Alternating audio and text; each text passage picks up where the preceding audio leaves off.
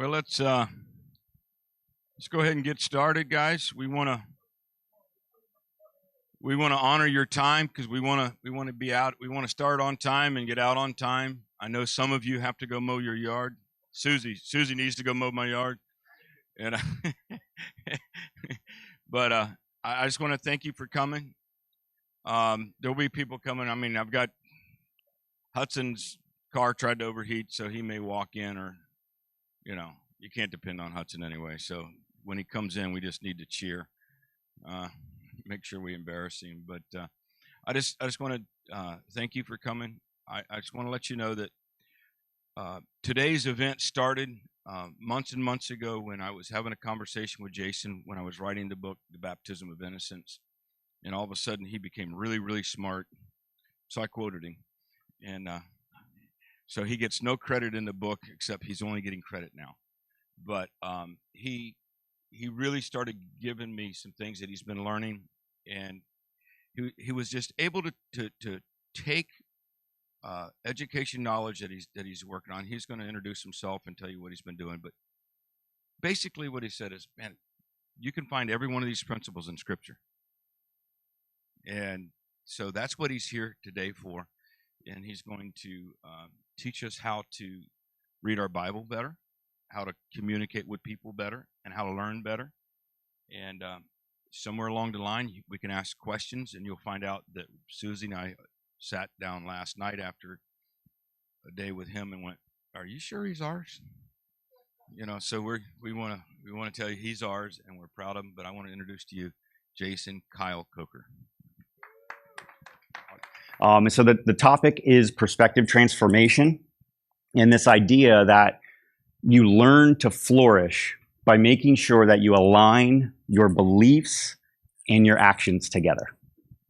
And the main premise here is that a lot of times we are unconscious of our actual beliefs, and so what we say we believe is different than what our actions say.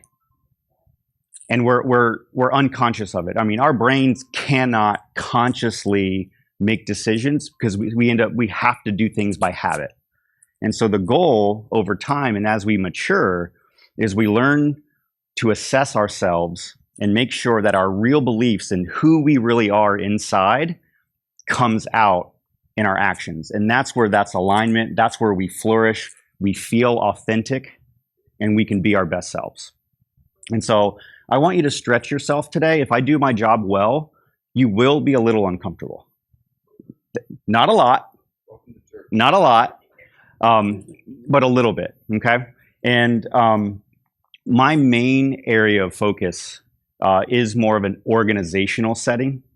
So I'll go and I'll show you what I work on. But it's really this idea of being able to continually learn and transform yourself at an individual level, but also at a collective level, whether it's in a workplace, if you work in real estate, if you work in construction, I work in a bank, if you are at a church, right, and you're a minister and you lead a church or you're part of a church organization. I also work with the YMCA, nonprofit organization, and we continually need to be able to learn and adapt in order to stay relevant. Right? And those are skills that we need to have. All right?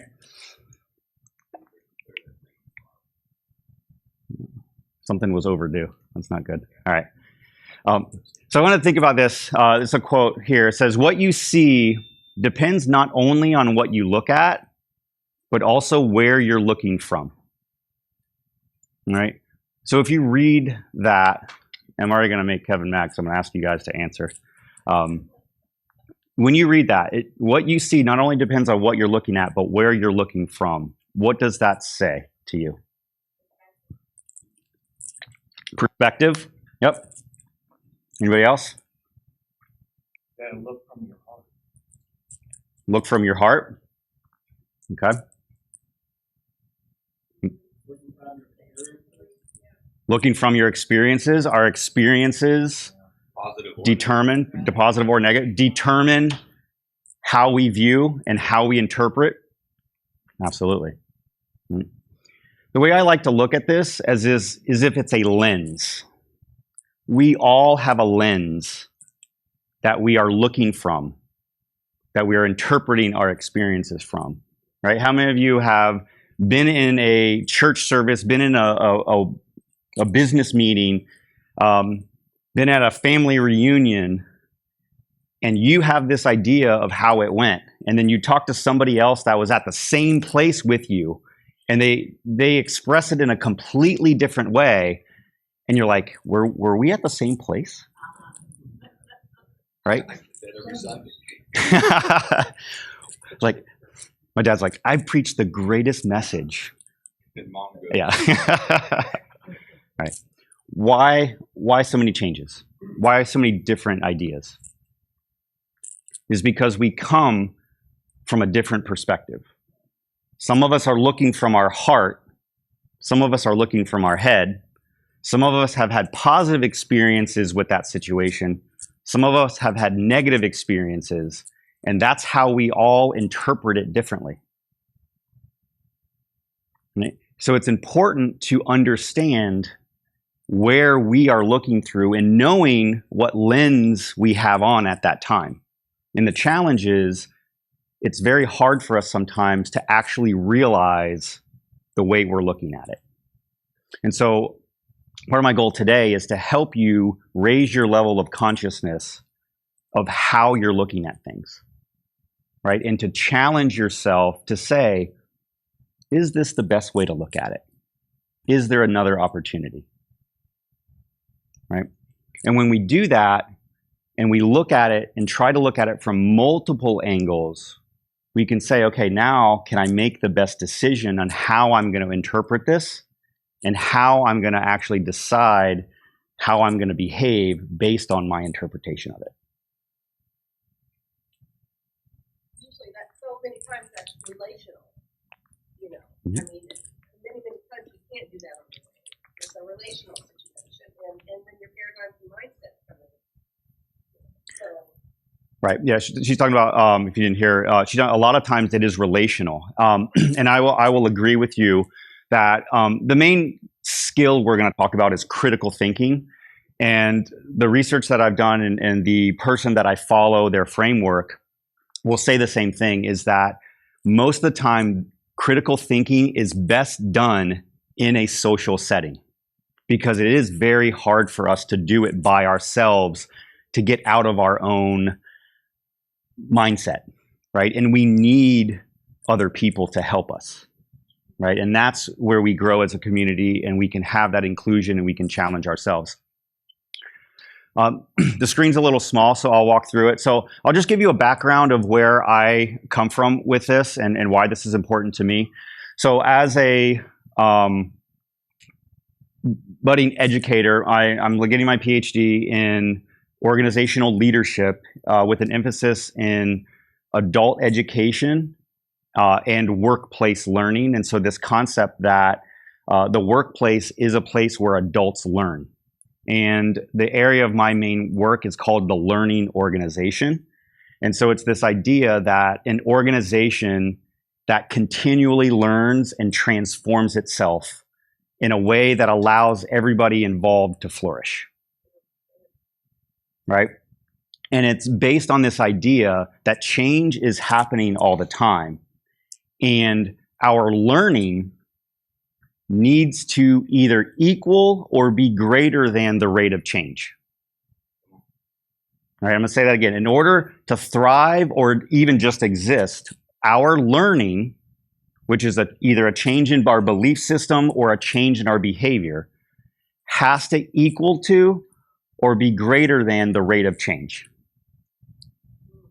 Okay? What happens if it's less than the rate of change? All right? Think about it from a work standpoint. How much changes are happening in the way that we work? Right? And that's for me, from a workplace learning standpoint of talent development in jobs. All right, we no longer can start in a trade, or very rarely, we still can do it in certain instances, and nothing changes over the course of your career.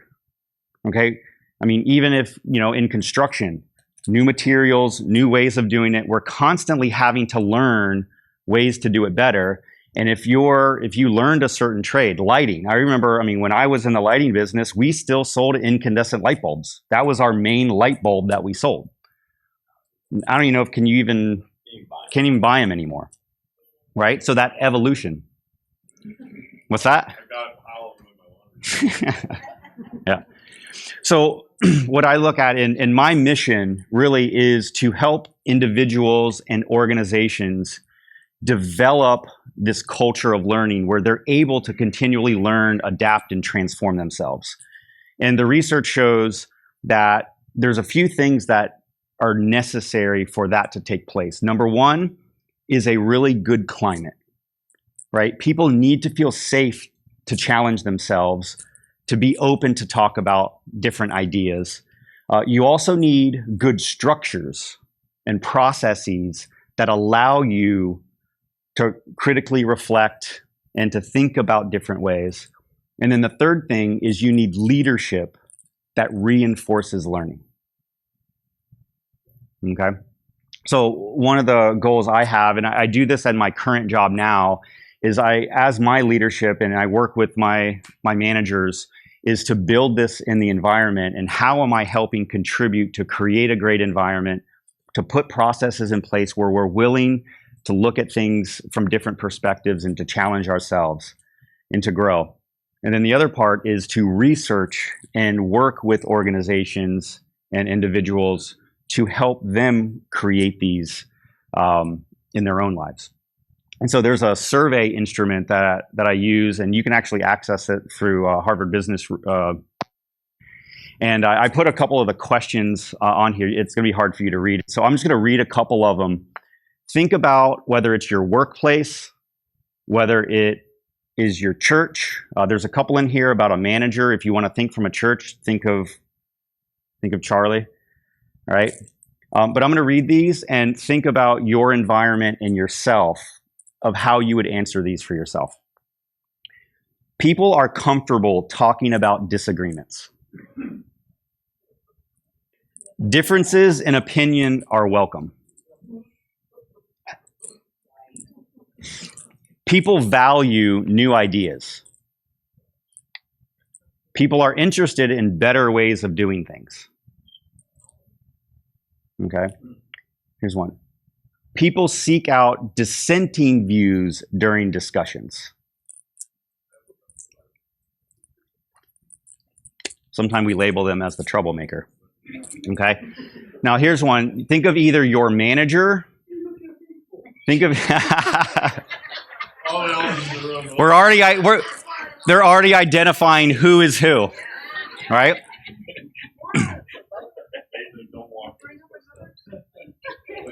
Yeah. Now, if it's at work, think of your boss. If it's at church, think of your pastor. If it's at home, think of your parent. My manager, leader, or pastor acknowledges their own limitations. My manager or leader encourages multiple points of view. And points of view that are different from their own. Right? And the last question, and there's a lot of other questions that go into different aspects of this, but for our topic today, the last question, and this is where this idea of perspective transformation really hits home for us. It says, do we frequently identify and discuss the underlying assumptions that might affect key decisions? When we make decisions, why are we making those? Right? And do we ever ask ourselves at home, at work, at church, why are we doing what we're doing? What is the source of information or the source of influence that makes me think that's the best behavior or best decision to make? The reality is we don't ask that question very often. Where we work off of habit, we work off of instinct, and we work off of our unconscious or subconscious belief systems. And rarely do we actually challenge them. Right? So that's what I want to work on today. And I believe that if we can learn this skill of perspective transformation, this type of learning, the skills of critical thinking, we're going to be better able to really understand what is the source of our beliefs and the source of our actions, and be able to critique when it's the right one that we really want, or when are we living based on the influences that we actually don't want. Okay? This is a liberating skill. It is an emancipatory skill. It can be for our own thinking, right? But it can also be when external forces are influencing us, right? And so that's the power of this type of learning, and to be educated in this way of doing it. We become liberated and not controlled. I just watched a Netflix video, or a documentary, and it was called The Social Dilemma. And I haven't gone back and researched the background of it yet, but it was very interesting. And basically, it was a documentary, and it interviewed VPs of all these social media platforms, Facebook, Instagram, all this stuff. And basically, what they're saying is, and they have a negative view, right? So they are taking a negative view of social media, is that the algorithms and the AI behind it is all designed to influence you to stay attached to it, right? And the reality is we feel like we're in control of our feed, but the algorithm behind it is pushing things to persuade you to behave a certain way. The question is are you aware of that algorithm, of what's in your feed, right? And we can take that to anything in our life. It's other people, right? It's the influences from our past and all of those things. And the more that we can become aware of that, we can gain control of our thoughts. And this is a challenging thing. I've milled over this a lot when I first heard it. We are not our thoughts and our feelings. Think about it for a minute. We are not our thoughts and feelings. There's something that we have that we choose to allow to determine what we do and how we feel about who we are. But there's something below that of our authentic self that wants to come out, and we've got to learn how to realize all of these influences that are coming at us, okay? And learn how to say, I'm going to live my authentic self of who I truly am, whether it's in our work life, our spiritual life, our family life, any of those areas, and be willing to challenge ourselves and do that. And it can be difficult. All right? So what's the definition of insanity? All right. Doing the same thing over and over again and expecting a different result, right? So in order to change our situation, we need to change our behaviors. And my focus on this is, the reality is realizing that your behaviors are determined by your belief system. And if we're not always clear on what that belief system is, we never challenge it, and therefore our behaviors don't change. Okay? So guiding questions for today. What do my actions say about who I am and what I truly believe? Okay? What are my guiding values? And again, this is where I'm going to stretch you. It doesn't have to be these big, what is my value when it comes to my knowledge of God or my belief? It doesn't have to go that deep, right? It can be as simple as, what do I believe is the best time to go to sleep and the best time to wake up? It can be that simple, right? What is my morning routine from the time I wake up to the time I get to work, right? What do I decide to watch on TV? How do I decide to spend my money, right? And so it can be very, very practical. It can be very deep. Right? My suggestion is because at the end of this, we are going to practice and give you a chance to experience doing this. Start with something simple. Don't go all the way off the deep end into the most depths of thinking or a real critical thing. Learn to build your skills with this. And so we'll practice it, right? So the goals for today is, this is not to tell you what you should believe. It is about building the skills that will allow you to understand what are your beliefs and what are your biases, to learn how to critically assess and search for different ways of thinking. Okay, and then from there, help you learn how to decide on what your course of action is going to be. And all of it comes down to what I call taking informed action.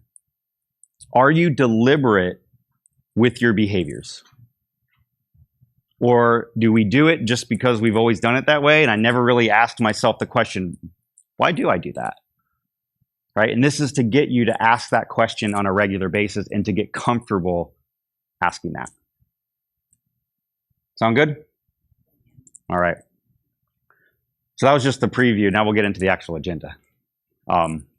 So beginning, we're going to talk about the foundations of perspective transformation. So it's really the foundations and then the background understanding of it. Then we'll take a few minutes and talk about the power of why this is so powerful. And then we'll take a break. I know that those of you that go to church here are used to the 2-hour sermons. So I know you have the ability to sit that long. But we'll take a break. And then after the break, I'll walk you through the process and give examples of there's 4 steps. And then we'll spend some time and have some worksheets, and you're going to pick a couple topics and you'll practice this yourself. If you have somebody that you're here with, you could talk about this from that social standpoint and talk about it together if it relates to both of you, and learn how to do that. And I hope that you do have a good experience with this. Like I said, it tends to be a little uncomfortable because you are challenging yourself. Then we'll all have some fun. And then at the end, would love to hear some reflections. All right, Hudson's coming in, right? Ready?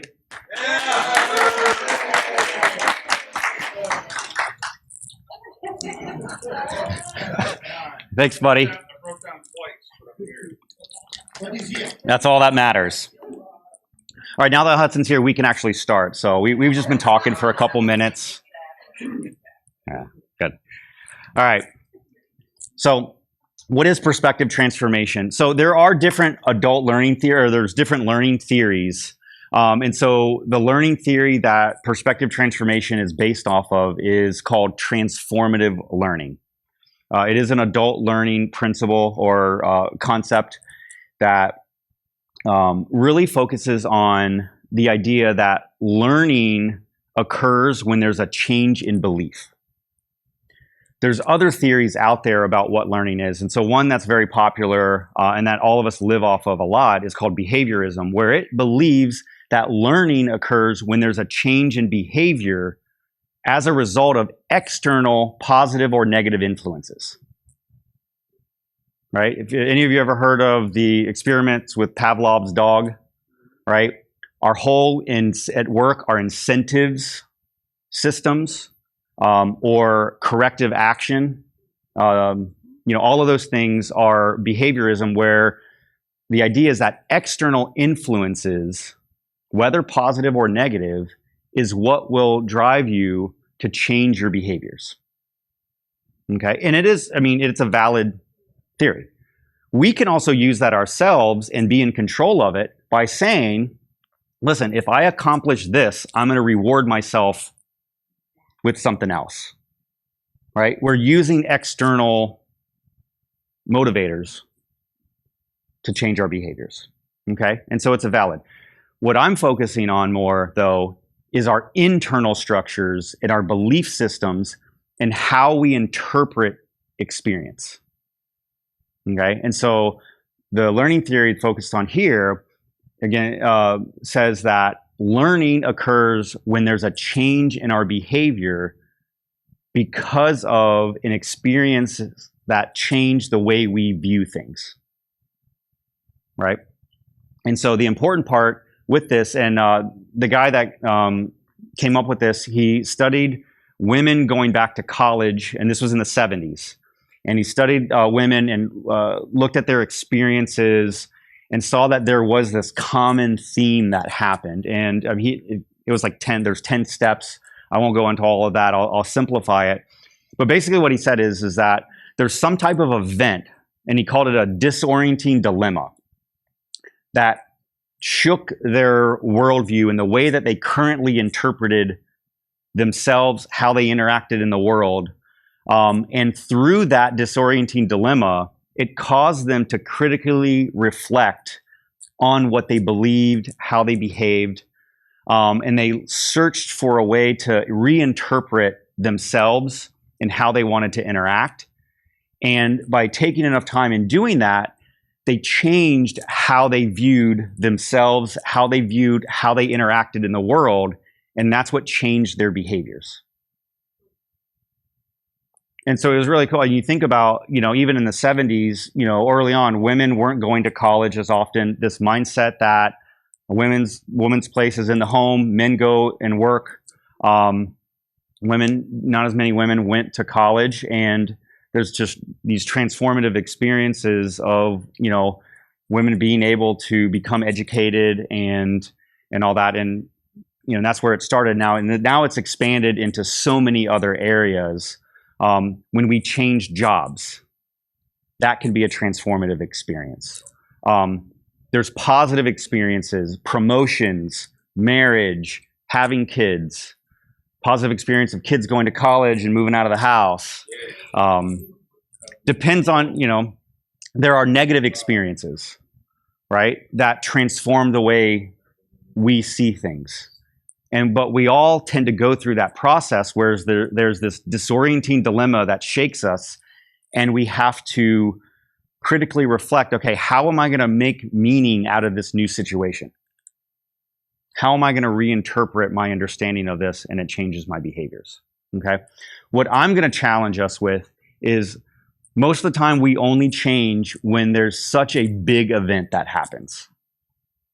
Okay. What would be possible if we didn't wait for that big event to push us to be willing to confront the change, but we lean in ourselves and we search for those things that are not quite right, that are not as good as they could be, that we have that feeling in us. It might not be that bad, but we just feel like, we're not totally aligned with who we really are, and search that out rather than waiting till it becomes such a burden that the only real answer is finally I'm willing to change. I mean, we hear it in a Christian and in your spiritual life. Some people have to hit complete rock bottom before they're willing to change. Okay? Some people have to get such to the nth degree of extended credit that they can't pay their bills before they're willing to look at a way to maybe handle your money differently. Okay? Some people in their marriages, their relationships with their kids, thank you, sir, are only willing to change when it becomes so bad. What if we challenged ourselves when it was okay, when it was still tolerable, but we really looked and challenged ourselves to see how can we make it the best? Because that's the easiest time to change. Small changes to thrive. I think that's our challenge that I would like us to do, is to get into that mode and over time use the skill that we're going to talk about today and go through, whether it is your work life, your spiritual life, your social life, your finances, whatever it is that you want, and take a critical look and say, am I truly living who I am that's going to make me most fulfilled and to live my purpose the best?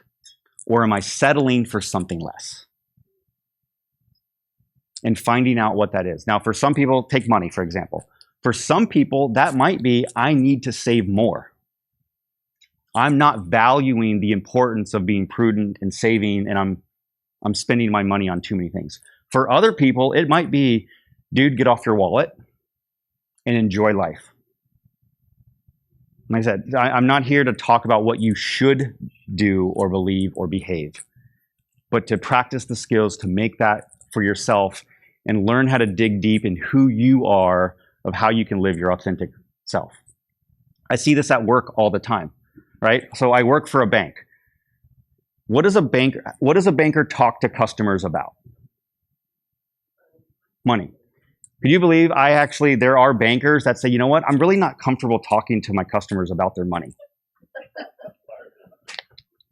It's true. It happens all the time. You know, they're willing to help replace their debit card, provide them some statements, and do things like that. But the ability to help a customer succeed financially, you got to dig in with them, right? And so to truly fulfill your role in society as a banker, you got to be willing to go there and to have the skills, right? What if a pastor said, you know what, I'm actually scared to ask people to give their life to Jesus?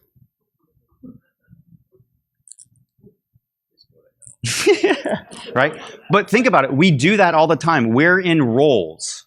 We are in roles that to fulfill that role, there's certain things you got to do to feel good about it and to feel like you're serving a purpose.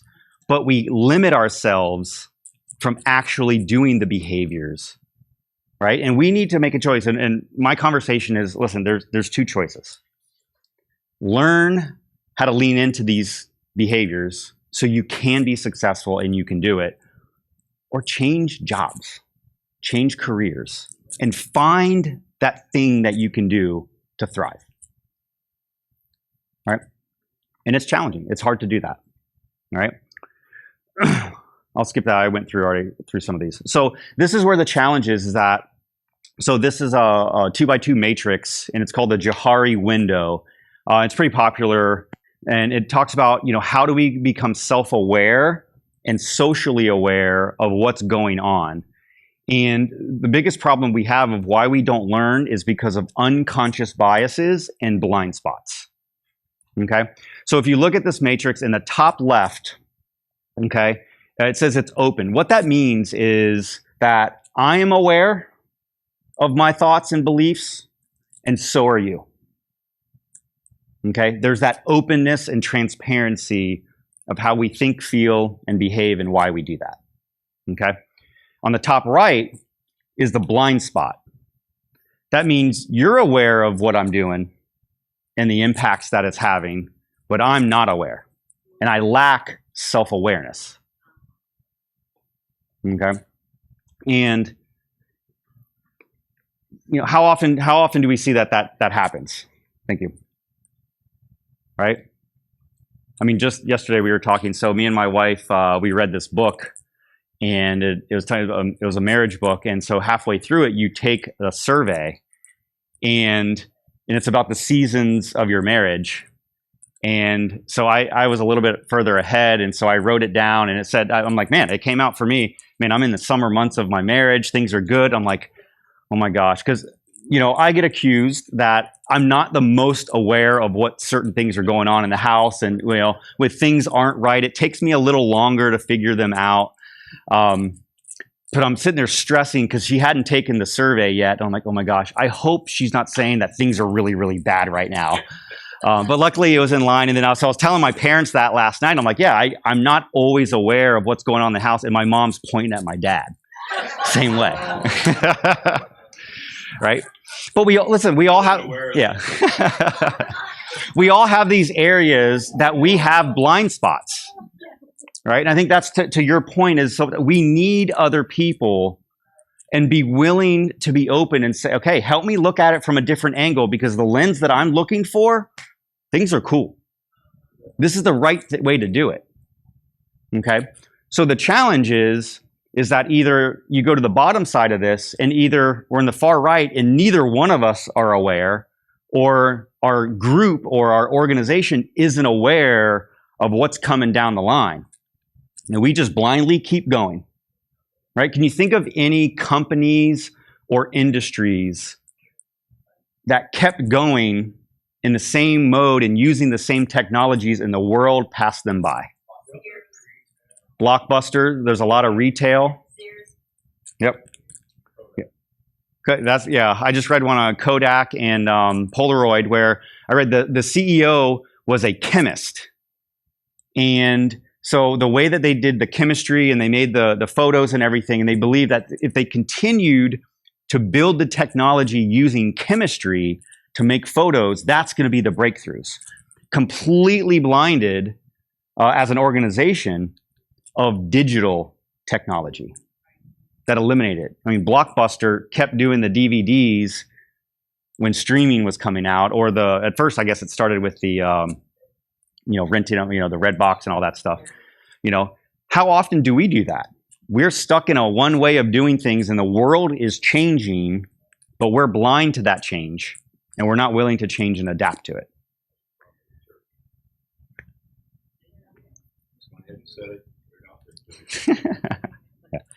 Now, the other reason why sometimes we don't change or our organizations don't change is that there's hidden things, right? So maybe we are aware and we have a different perspective, but we don't allow the other people to know it.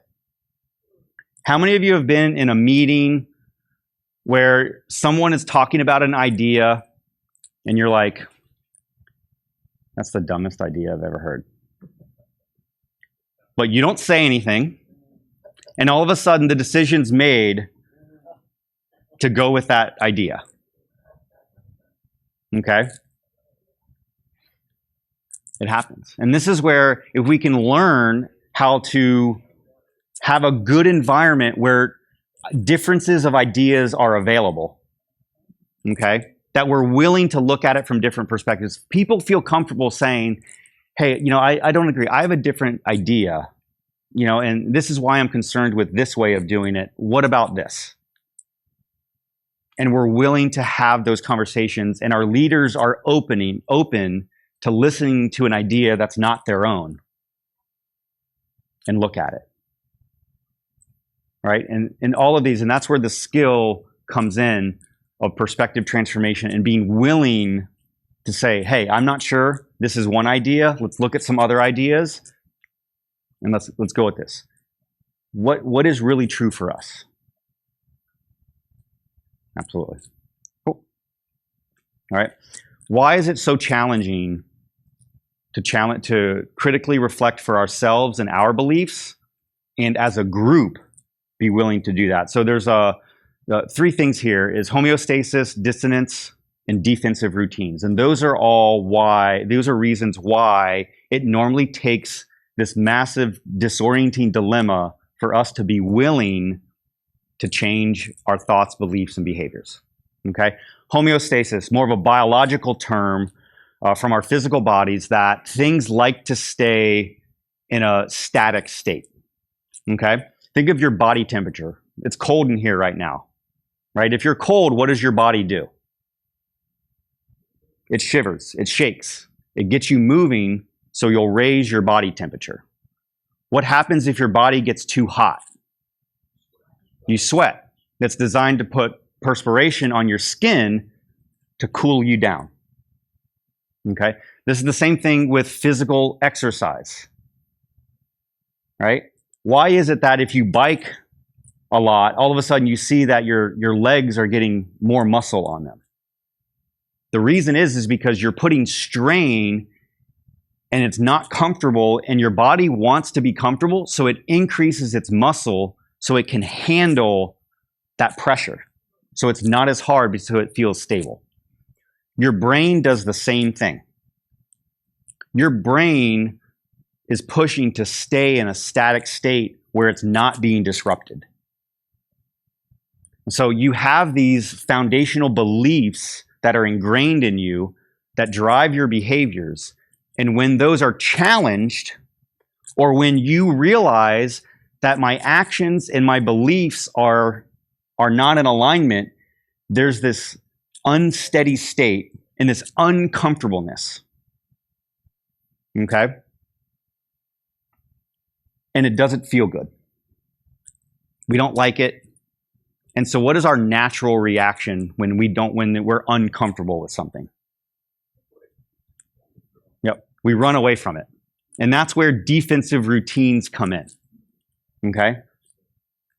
Think about it. If you know that you're not spending your money the way you really think you should, how enjoyable is it to balance your checkbook?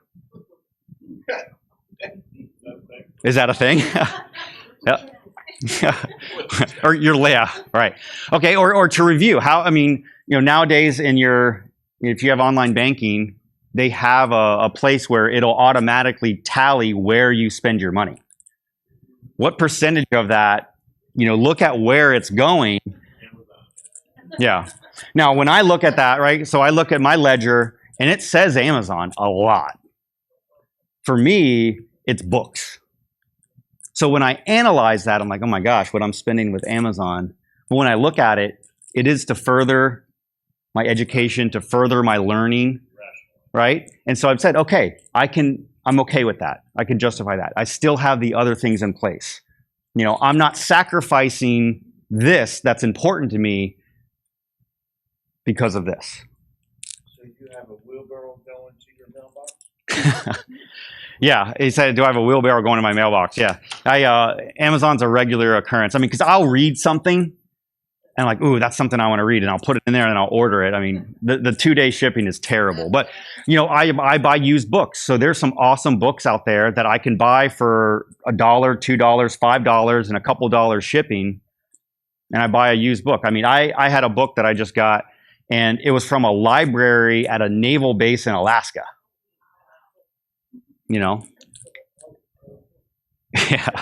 Yeah, but so we have to go through those and look at those things, but we don't like to do that.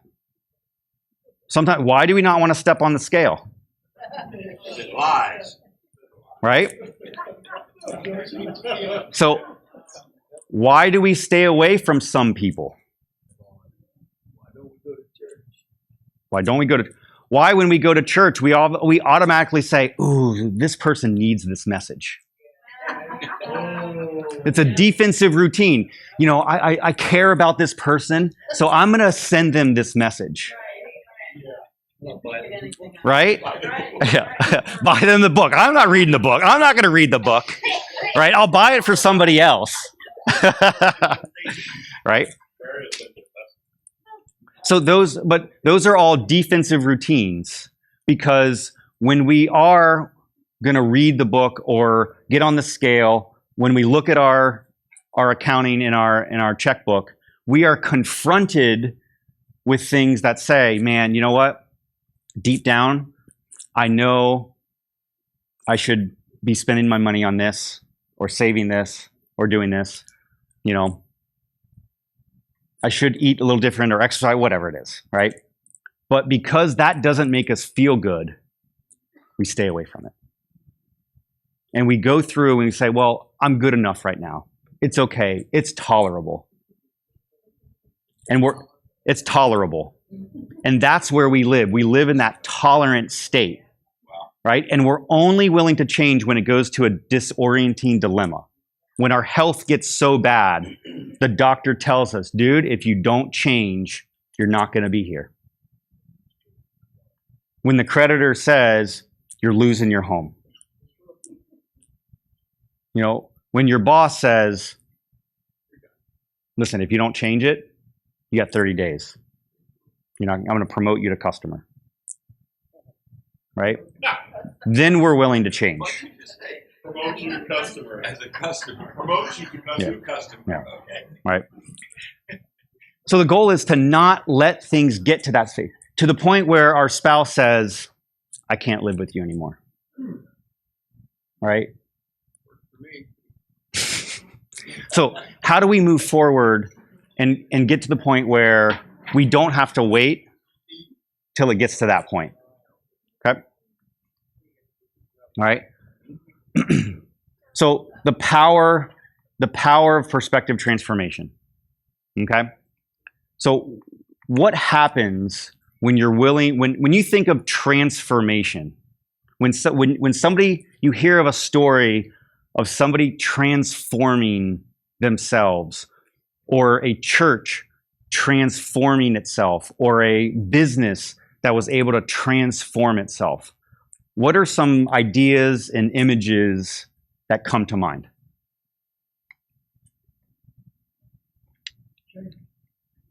Change. What kind of change? What kind of examples? Rebranding. Yep. Yeah, I mean, it starts out as something, a company starts out as something, as one thing, and it's able to change its entire direction and focus. I heard of a paper mill who, it was like 70% of its revenue was in the actual making of paper, and it made the decision to eliminate that part of its company. And it eliminated the mainstay because it saw where it needed to do it. It didn't line up with the way that we, are using the forest and all of those things. And its values were not in line with what it was doing. And it realized that it did not want to be in that industry and saw the opportunity in other avenues. Yep. I watched Delta Airlines do that in Southwest, and can't think of the other one that's big there.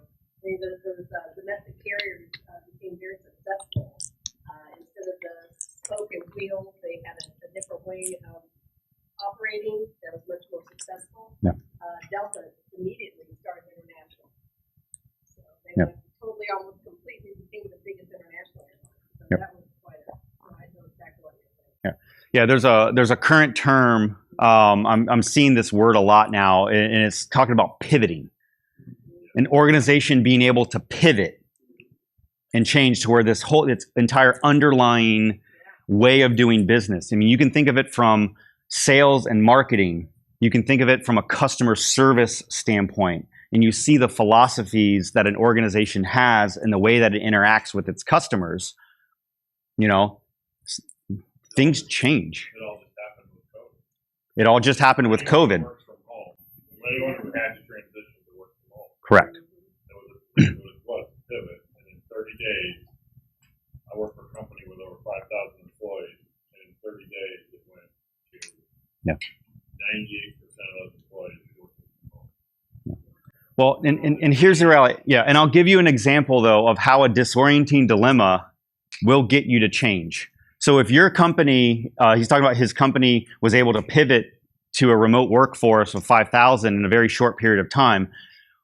What if your company tried to do that and COVID wasn't an external influence, and you just decided, and the leadership decided, the CEO and the operating committee decided they wanted to go remote? How much more resistance would there be because the external influence wasn't as great? We had a work from home policy beforehand, and in some divisions, management was against it. Yeah. And in some places, a person would have felt like they were being forced to do it. Right. It's amazing the change in mindset. Yep. Yeah.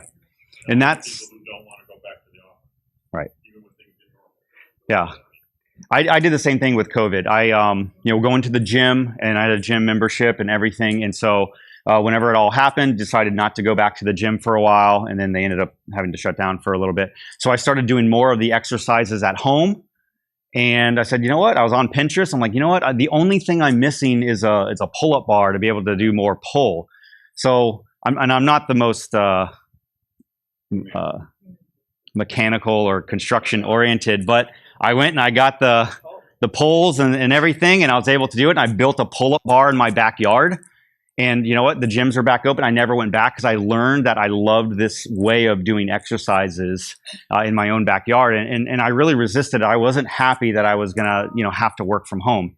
But it's really changed what I'm doing. And I never would have done it if it wasn't forced on me. And so those are the examples of why. Why do we wait until something that dramatic happens? Like the Zoom calls. The Zoom calls. There's a lot of opportunity. Yeah. I don't like Zoom. Yeah. Beyond your normal. Yeah, you don't have to get dressed up. You don't have to get in the car and go. You don't have to put pants on. Yeah. Say that. Well, there's a question. Next time we do a Zoom call, I wonder if she's wearing pants. Yeah. We have a comment?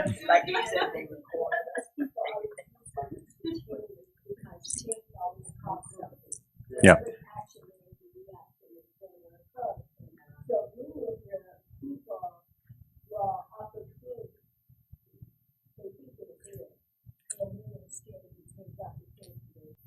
Right. Yeah. So you're saying most people are resistant to change because the idea that there's a fear of loss of what's no longer going to be.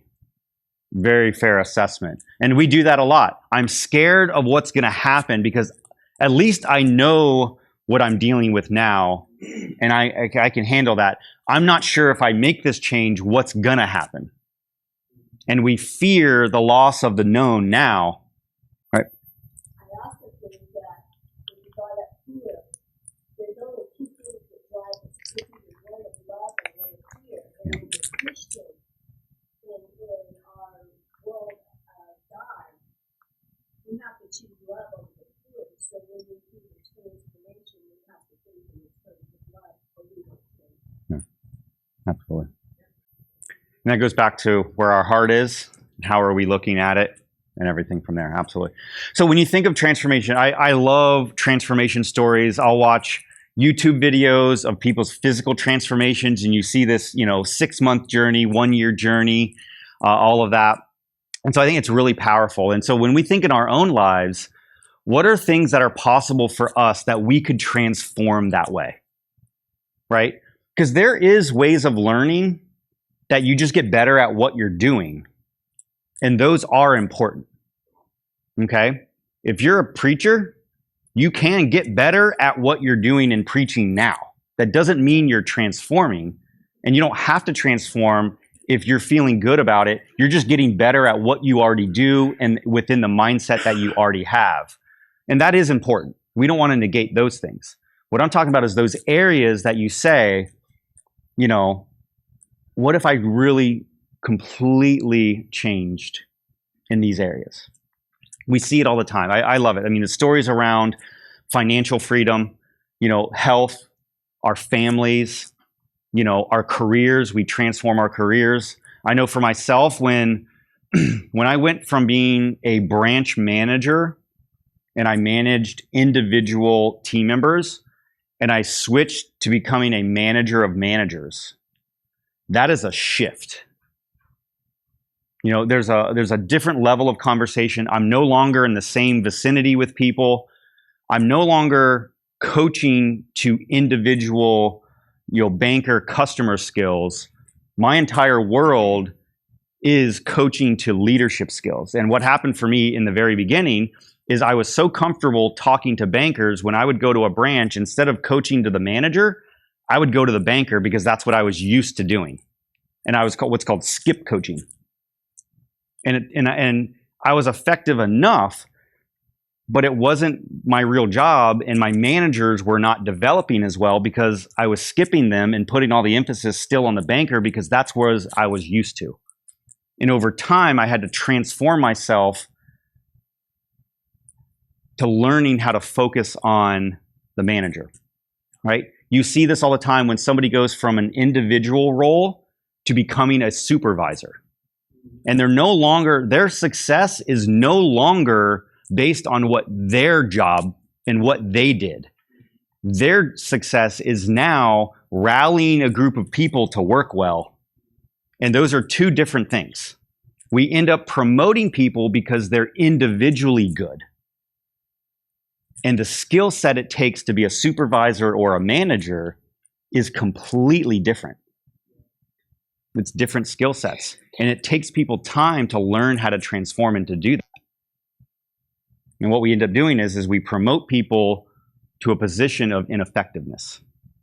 Because every time you make a turn and do a level of a job, the skill sets become different, and your mindset, the way you communicate is different. And some people aren't willing to make or able to make that change or realize they need to make that change. Tend to promote the best person at the level below, the level above, and they're necessarily the right person for that job. Correct. Yep. Peter principle. Absolutely. Yep. So this is the idea, is that if we can transform, and what I want us to focus on is how do we become our authentic selves, and that we transform ourselves from our spiritual being, okay, and allow that to come out in whatever role we're in. Okay, it doesn't just have to be in our spiritual life as a Christian. It can be our spiritual life as a banker, as a provider of insurance, in real estate. That's the function we provide in society and the benefits that we can give. And if we're true to our authentic self and we're in the roles that we're designed to be in, we're going to have fulfillment and we're going to have success. Okay? The other part is how we relate to the world and look at ourselves in that way, right? And so changing our thinking to realize and truly reflect on that, okay? And then the other part, and I already mentioned this, is it's emancipatory. It frees you from being controlled, right? Whether it's emotional, whether it's our own negative thinking, or it is physical and personal where it's somebody else that is controlling you. Right? Whether it is social media, what we're watching. When we can realize what those external things are, and we can come to the realization we are not our thoughts and feelings, that we can decide if we want to continue thinking or believing that way. And we learn to have the power to change that. It's liberating. And that's the power of that. Right? And that's what we want to continue to do. Whether it's in our Christian life, within our walk, within our relationships with other people, within our careers.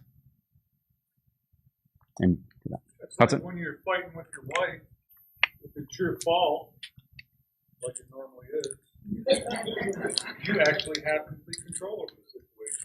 It's up to you to change it. Yeah, the way we look at that,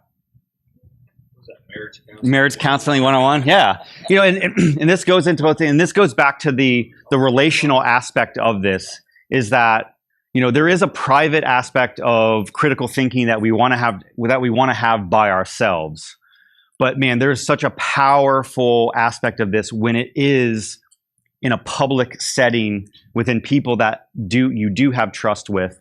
You think of this as amazing with whether it's accountability partners or you have that core group that you are able to be open with, you know, and hopefully it's your spouse as well. You know, and we need those people because we do have those blind spots. We are biased to ourselves, right? I mean, when we think of assumptions, listen, if something good happens to me, typically I'm going to associate that is because I did something awesome and I'm awesome, right? If something bad happens to me, it's somebody else's problem. It couldn't be me. Right? That's marriage counseling. Right? So how do we learn how to control that natural bias that we have? Okay. Now on the flip side, go ahead. So what you just said there is what I've been learning for myself. I have to be careful with the words that come out of my mouth before I say anything to that person. So I think, if I say this, what's going to be the reaction or the action to that word or the repercussions if I say it? Yeah. Yeah, and he's thinking about being aware that your words affect other people as well and being cognizant of that. You know, what we're talking about with this is all about emotional intelligence and having self-awareness of ourselves, how we think, how we believe, learning how to manage those things, but also being aware of other people and how we land on them. And a lot of times, their behaviors are a reaction of us, right? This one guy talks about, we are getting the results we don't want. And we don't even realize we're the one that's causing it. Okay. Now, at the same time, you can flip this around. Okay. Some of us, that if something good happens to us, but because of our negative self-image, it's not because of us. Because I'm not worthy or good enough to actually do anything good. right? And having that proper identity and that true identity of who you are. Like I said, if you're more narcissistic, you're going to think you're the best thing ever, right? But if you have low self-esteem and low self-worth, you're not going to value yourself. Yeah. I'm glad you got here. Yeah. You needed this. You were gonna send me the book. We talked about that earlier, about somebody else. Yeah. That's why we did that. Yeah. It's just acting out what you're talking about. Yeah. That's awesome. You know, and I think that's important to consciously, like I said, none of us are perfect. We all have our faults. My mom even says it when I make a mistake. She goes, "Oh my gosh, you do make a mistake," right? Yeah, she doesn't. Never. Well, wait a minute. Yeah. Choose your words carefully, right? Yeah.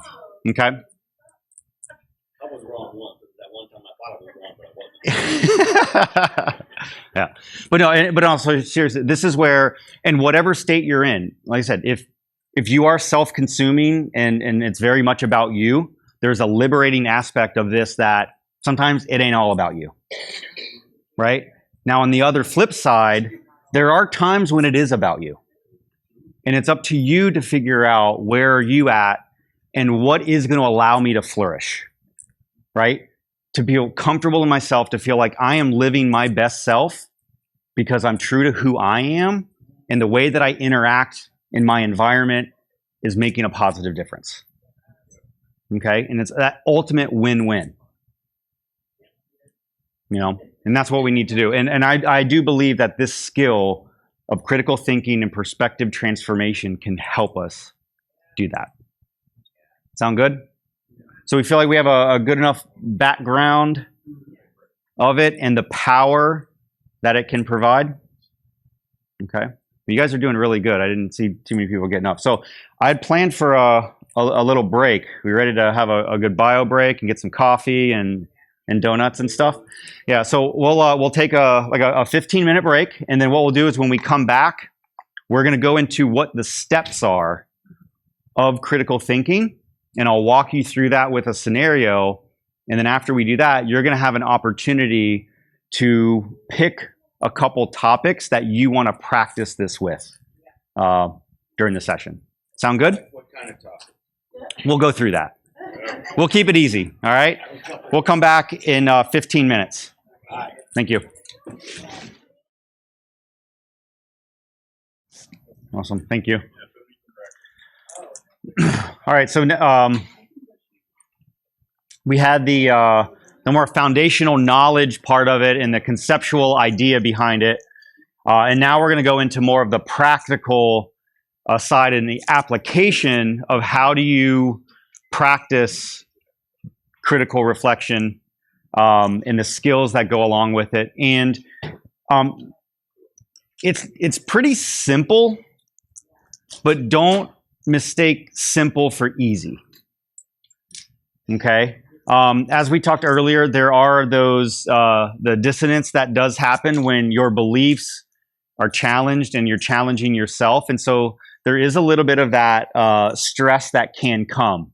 Okay? So as much as possible, my goal is to help us, keep things in a comfortable state, but realize that if you're doing this properly, you will feel that ting, right? And so one of our goals that we want to answer for ourselves, okay, is how do I react and respond when I'm being challenged with my beliefs and when I'm challenging my behaviors, okay? Do I go into that defensive routine mode and I want to ignore it? Do I lean into it and I'm open, okay? Or do I run away, okay? So there's 4 primary steps of, there's other models, but the model I use is from a guy named Brookfield. He's an adult educator, and he teaches critical thinking, and there's 4 main steps that go into this. So each of you have a worksheet. So we're going to walk through it, and I'm going to use a general scenario of a fictitious person to explain how this is done. and then you're going to get a chance to practice it. And then we'll have some time to discuss what was your experience going through this. Okay, because what I hope that you can get out of this is that you get to experience what this process is like, and you get to learn how it feels, how you respond, and how you can learn to respond in a very productive way. It's just like going to the gym, right? You ever think about it, if you've never been to the gym or you go to the gym for the first time in a long time, how do you feel afterwards? It's tough, it's sore, right? You can't lift a lot of weights, right? Or ride the bike for very long, or you can't walk that long. So you got to start, easy. And over time, if you do this enough, you'll be able to challenge yourself with more difficult things. Okay? But realize that if you're doing this properly, you will feel that little ting, right?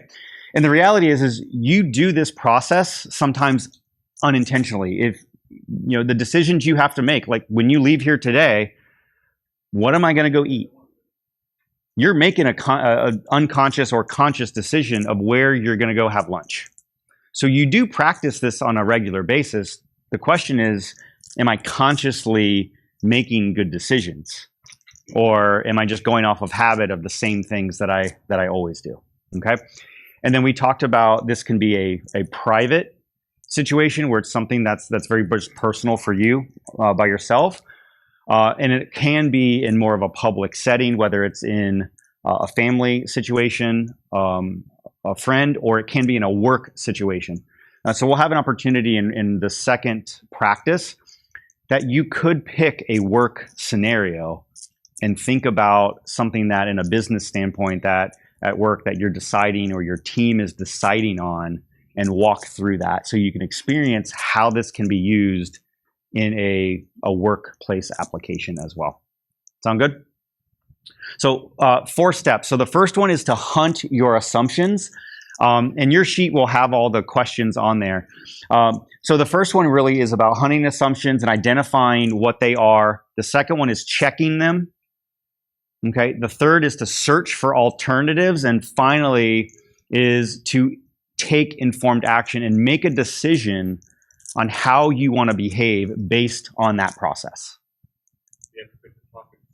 Yeah, we'll go through that. I'm gonna kind of walk through a scenario that'll give you an example, and then you'll be able to practice it, and I'll give you some guides that you can pick from, or you can find your own. But I'll help you make some decisions on that. Sound good?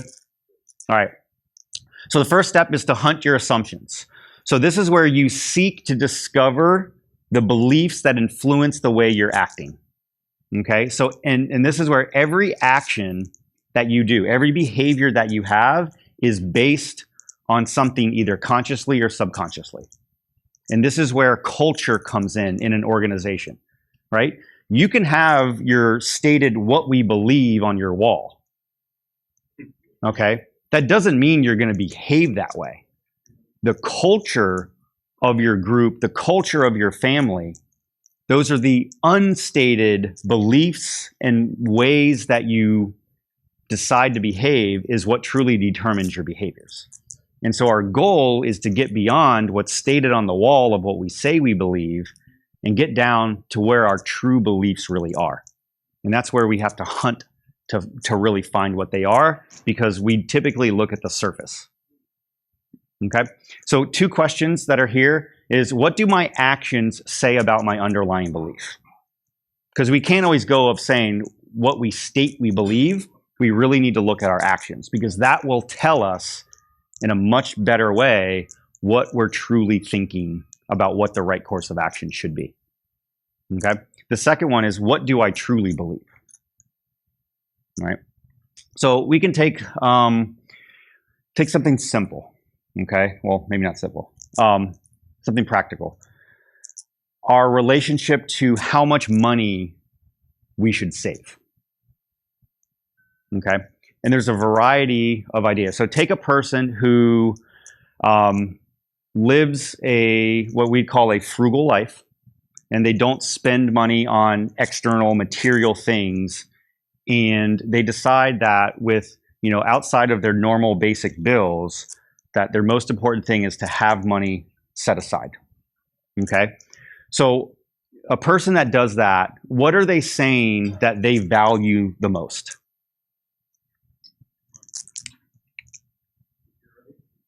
Okay, security, right? Money in what way? What? Some people just like have money, period. Yep. And money makes them feel successful, complete, secure. Everything. Okay, so what's their underlying belief Fear. of what a good life is? Having money, being wealthy. Okay, being wealthy. I think the good life is being wealthy. Okay. Someone said ego. Money becomes the source of their security. So their value in equating what is the good life is the foundation of having extra money set aside. Money equals influence. Okay. So that could be one way. The only question is that's more of how you use your money. Right? So if you're just collecting your money and you're saving your money, it's in you having that as a reserve is your source of security. Okay? Protection, right? Okay, so that's hunting yourself. And you can do that with anything. It's okay. Take a topic and you're going to find out, okay, what do I do concerning this topic? Let me get underneath to say, why is it that I do that? What is the underlying belief system that says that? That says that for me to feel good, I need to have extra money in my bank account. Okay? Because we don't know the future. We're unsure of that. Absolutely. Okay?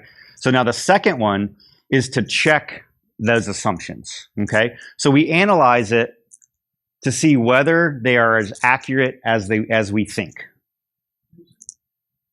Going back to what you just said, the first hunting assumption, Okay? you said, what is it going to take to make me feel good? So is this all the decisions and assumptions should be geared to make me feel good? It could. Yeah, we'll get into that. So we'll get into that when we look at alternatives. Okay, now, because remember, what I'm talking about is this is an aspect that's going to allow you to flourish as a person, to live your best life. Okay, so it is about you right now and here. That can include how you interact with other people, right? And so we'll get into that when we get into the third process. Okay, so check your assumptions. Okay, is to see where are they accurate and where did they come from. Okay, so where are some ways that this person who feels that the most important thing is to not spend it on material things, not use it for experiences, but to save it, where could they have gotten that from? What are some different reasons or experiences that a person could come to the conclusion? Growing up poor, right? Maybe didn't have money before, right? What are some other sources of why somebody could think that? Had friends or family who they've witnessed a downturn, they've witnessed struggling, and they got hurt, but they watched someone. They didn't prepare properly. Yeah, watching someone else go through a situation could be a reason why you feel that. I think too, because they just want to be responsible. Okay. They want to be mature in their decision making. Yep. Not just Yeah, so somewhere along the lines, they were taught that to be a responsible person means that I save my money and I don't spend it on other things. Right. Yeah. Maybe parents who were raised during the Depression, maybe that influence. Yeah. How their parents taught them because of a parent's perspective. I mean, typically we do follow a lot of what our parents and the way that they did things, whether they taught it to us directly or we just observed it. That is a big influence. It could be cultural. Just how does your society, I mean, look at our society and how we use credit and consumerism. Asian people are told from a young age to save money. Okay. Constantly. You want to move Yeah. Right. Yeah, and differences of how do you pay for things? Do you pay for them in cash? Do you pay with credit? How do you know? The Bible does say that a good man leaves an inheritance for his children's children. Okay. So, that's scriptural. He didn't believe me, so he got his own. It could it could come from your Christian beliefs or your religious beliefs, Absolutely. right? Okay. I mean, look at also the Old Testament talks about usury, not extending credit, right? Educational. It could have been learned or not learned. I know the education systems today don't teach much about money. Anything. Yeah. Yeah, absolutely. So you see, we could have one person's behavior, but we just listed 8 or 9 different sources of what influenced this person to choose that. Okay? It could. And there's all different ones, and this is where it's all unique to each one of us. Now the question is has this person analyzed, is this the best way that I want to handle my money? Okay? Is this a reliable guide for the way I want to live? Okay? Does it make sense, and is it true for me? All right? So this is where the best way to analyze if this is correct is to search different alternatives. And this is where we're like, ooh, this could hurt a little bit, right? So when we search for alternatives, we're looking at different ways of believing, okay? And by challenging our assumptions of why we do what we do. So 2 good guiding questions. What are the different ways this could be understood? Okay?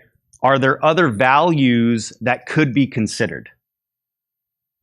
Okay? So if somebody has a surplus of money, okay, and right now they choose that the best way is to save and put it in a savings account, okay, what are different alternatives that they could do rather than putting it away in savings? Invest it. Okay, so to put it in something that will actually grow and potentially make money. Okay, what's another alternative? Real estate. Yeah, that's a form of investment. So when we say investment, what I would think of in my mind is you can buy, into the stock market, bonds, real estate, buy into a business, something like that. Okay. What's another alternative of what you could do with your excess money? Yeah. Well, also go shopping and actually buy some things that are material, right? Give it away. That's where I was like, invest it into the kingdom and give it away. Okay. Well, yeah, say that. Vacation. Okay. One of our family mottos that we still live to this day is what? Give your kids events, not things. So that is a belief system that says we value giving our kids experiences over buying them stuff. That's one belief system. Okay.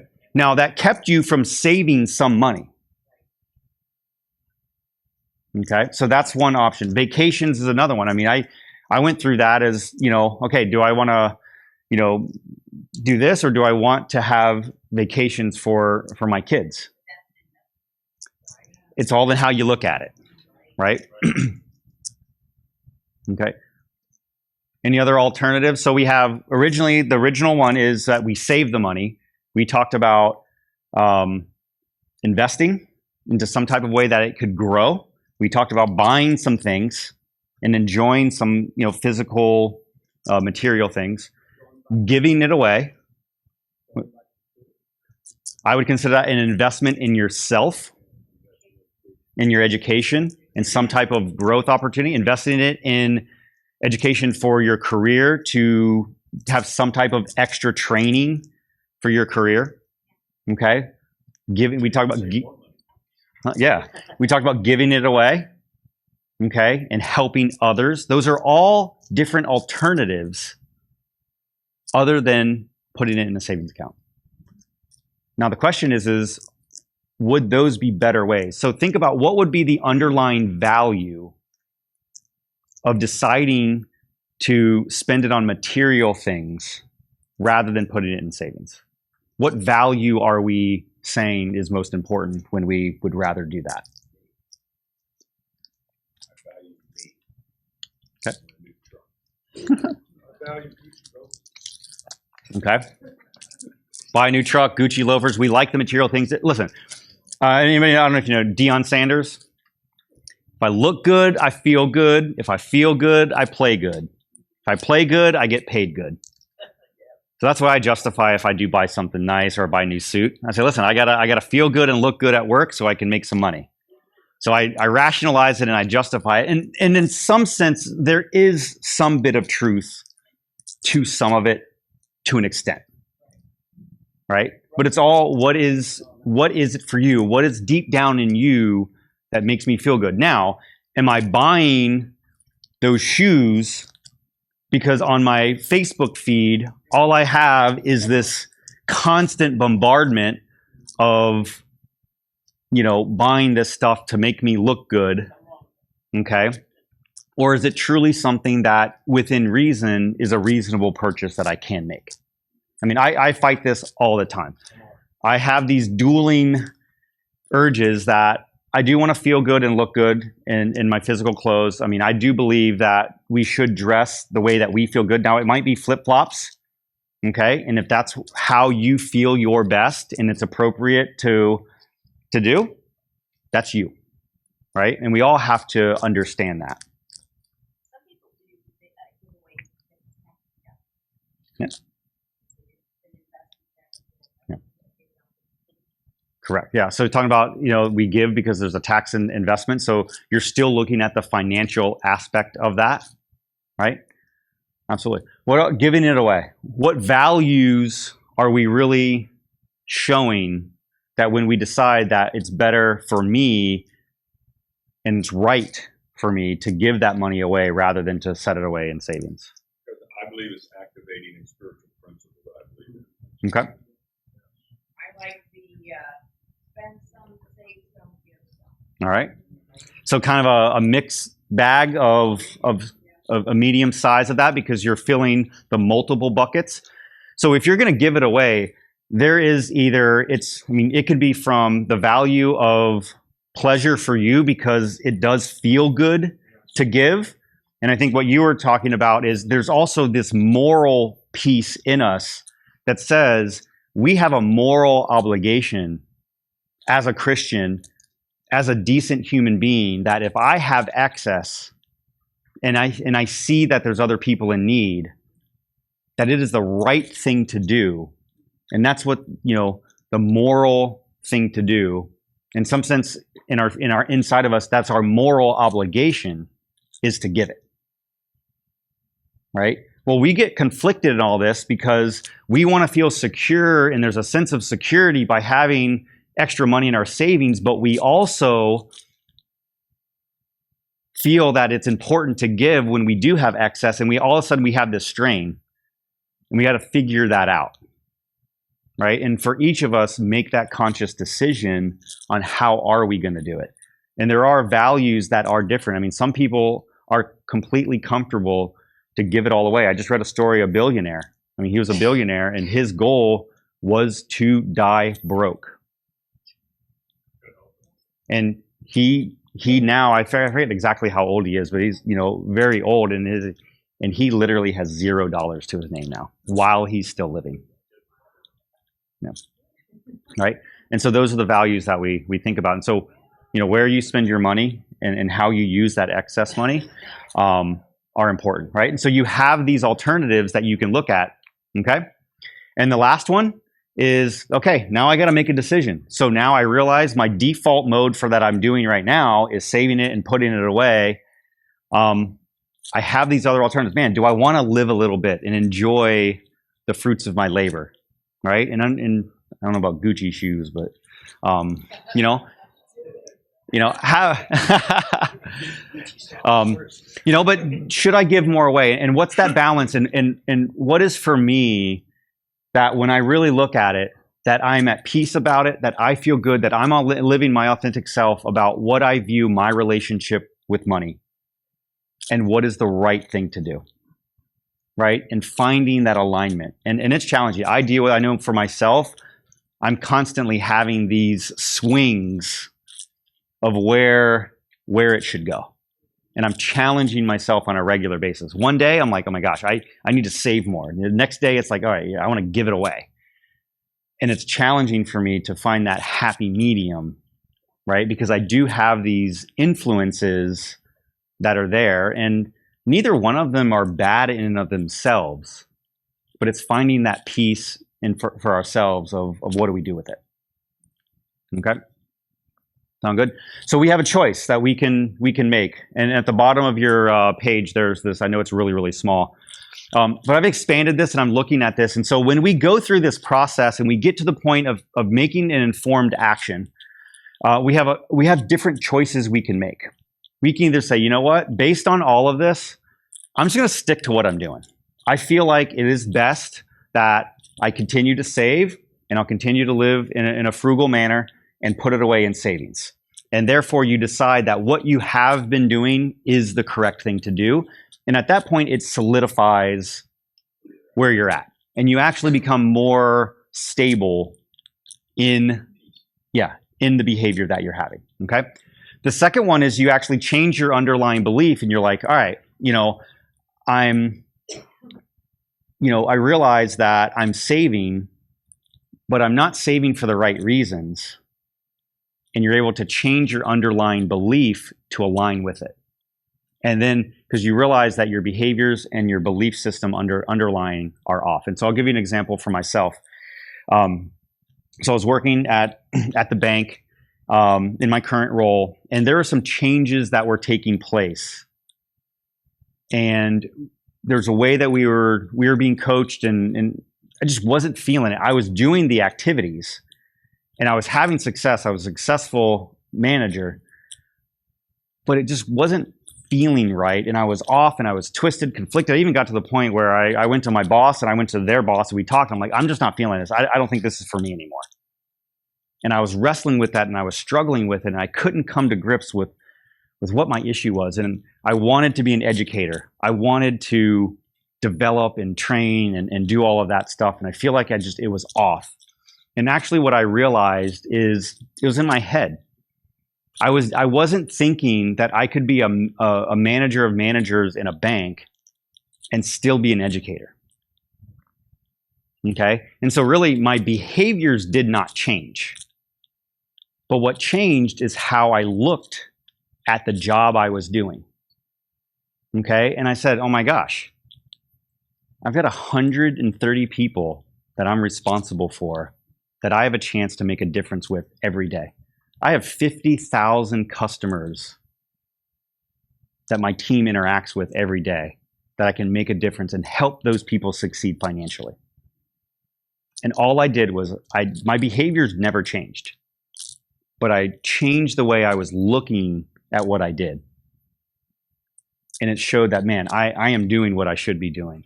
I am providing value, right? And that helped me align that I felt better about the work. Honestly, I didn't change any of my actual behaviors, but I aligned how I looked at those correctly, right? So the third option is where you realize that you have a belief system that your behaviors aren't aligned with. And so you change your behavior to align with your true belief. Okay, so if you realize that, okay, you know what, my real value is that I don't have to have all of this extra savings, and that it is best to save some of it, but to give more of it away. Or you know what, it is better to go out and have experiences with my family and with, from a social engagement standpoint. And that's what a quality of life is. That's where I will flourish, right? It could be, you know what, not have as much savings and go back and advance your education and do something like that, right? And so you now are changing the behavior to really go along with what your true values are and what you see as important, right? The fourth one is you change your underlying beliefs and your behaviors. You realize that, okay, my security is in extra savings. I'm saving a lot of money. And you know what? I don't think that's the best way to live my life and to truly live the best life possible. And you adjust both the way you're looking at things and the coordinating behaviors that go along with it. Cool? So we got those are 4 options that and again, we do this instinctively without even realizing we're running through it. Okay? And what we end up doing most of the time is the last one.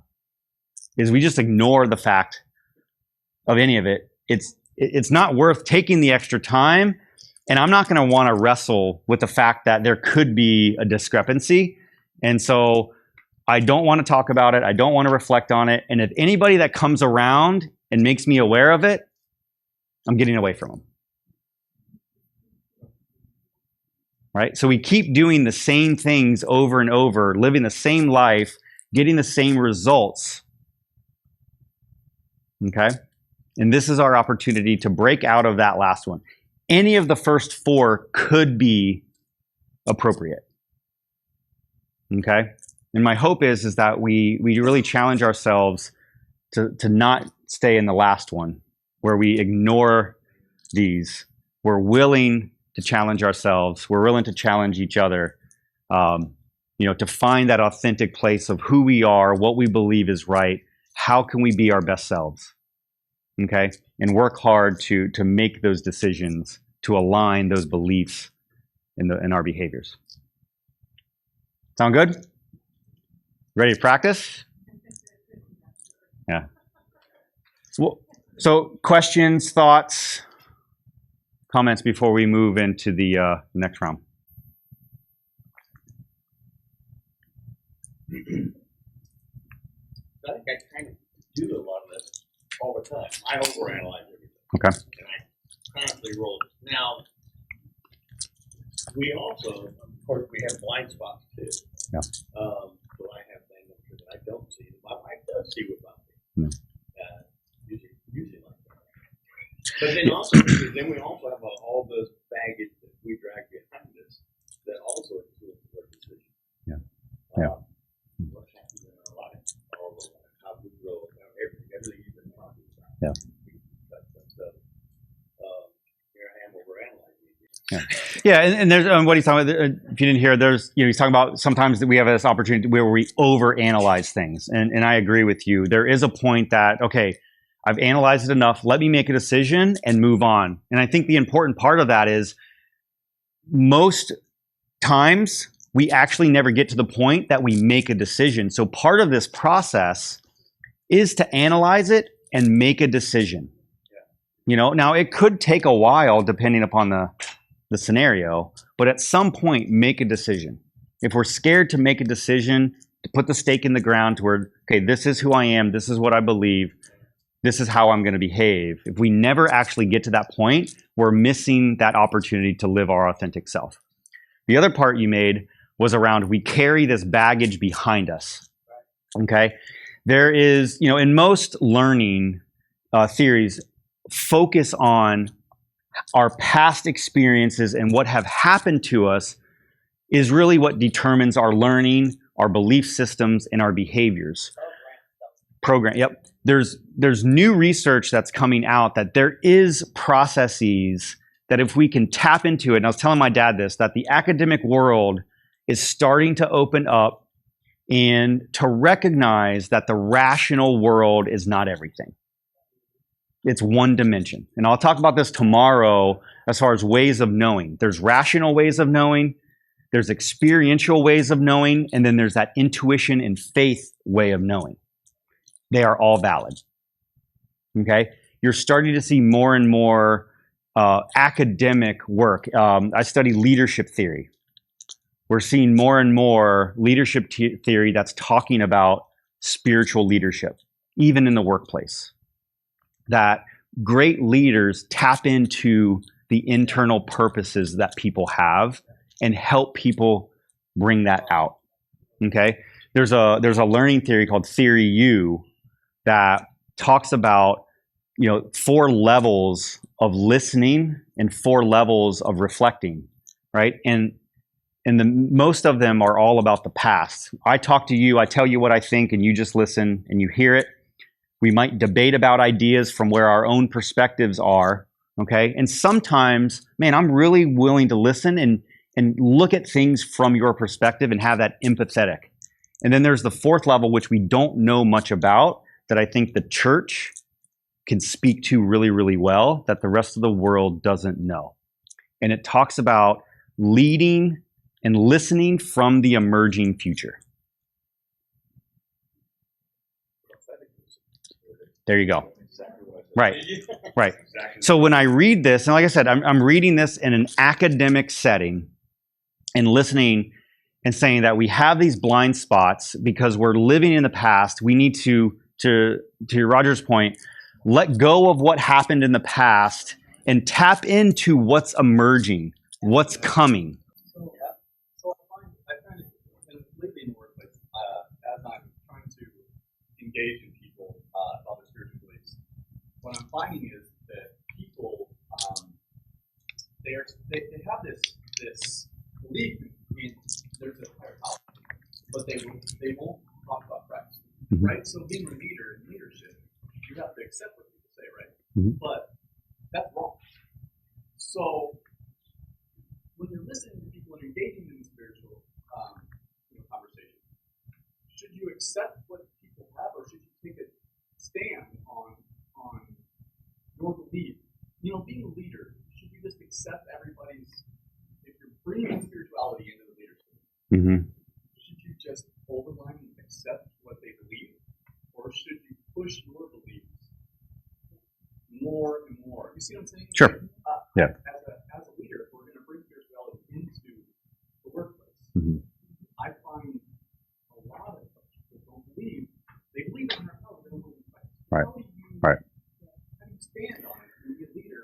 How do you do it? Right. Yeah, I think there's multiple opinions and approaches to this. I'll give you mine personally, is that while I have a specific belief, I also recognize that not everybody comes from the same place that I do, and they need to come to the reality for themselves. And how can I help influence that? Because here's the reality. If most of you grew up in a non-Christian country, and you grew up in a Muslim country, you would be Muslim. That's just fact. Okay? And we have to be sensitive to the environment that we're in. And if you are a person that wants to be adamant in that, in my opinion, you need to work in a workplace that has that stand. But if you work in an environment that is focused on diversity and inclusion, okay, that's not saying we have to believe what someone else believes, but we have to at least acknowledge that somebody has a belief different than ours. Not that we have to accept it, but we do need to be respectful. And when we become dogmatic in that environment, in my opinion, we lose a lot of people. Well, if God gives us a choice, then where are we not to know? Right, yeah. And so it's not what you say, it's what you do. Correct. If you're living it out in front of them, they're sooner or later, they're going to say, how can you be so kind and forgiving in a collective situation? Yeah. And then you can share. But, God will open that door. Yeah. Right. Yeah, and I think this would be a great topic that you could work through, because if you have this, okay, man, I feel this conviction here, I could see there's a different approach to it. That's something that we all, as Christians, should have to work through, because most of us work in a very secular environment, right? And we need to feel what is comfortable to us. Because I know a lot of Christians in the workplace that, they look at it as an evangelistic place, and they're very dogmatic in that perspective. And to the point is, to me, it even turns me off, because there's other things that are there that don't line up. And so, we've got to be careful and sensitive to the thing. Not saying that we have to back off on what we believe. I personally, I'm okay with, being comfortable in what we believe, but the level that we push it and demand it is a sensitive topic, And so I think we have to be sensitive to the environment. At least that's my perspective of it. Now, obviously, in this setting, I can be much more emphatic on beliefs. But in a different environment, if I'm in a workplace and talking about this, that might not be there. But the important part is, my question is somebody willing to work on their spiritual self and allow them to get there? Now, if I can at least provide that, that's an open door. Right? That's an open door. I was just going to say that, if you have an individual that maybe where you be a spiritual person, they have to take it more than spiritual, arena. So you go behind the authority, right? For these people. And then it's the loving kindness of God that draws man to repentance. So that's the way you can be a leader kind of in the spirit when you have a leader of the heart that has to really want to do this.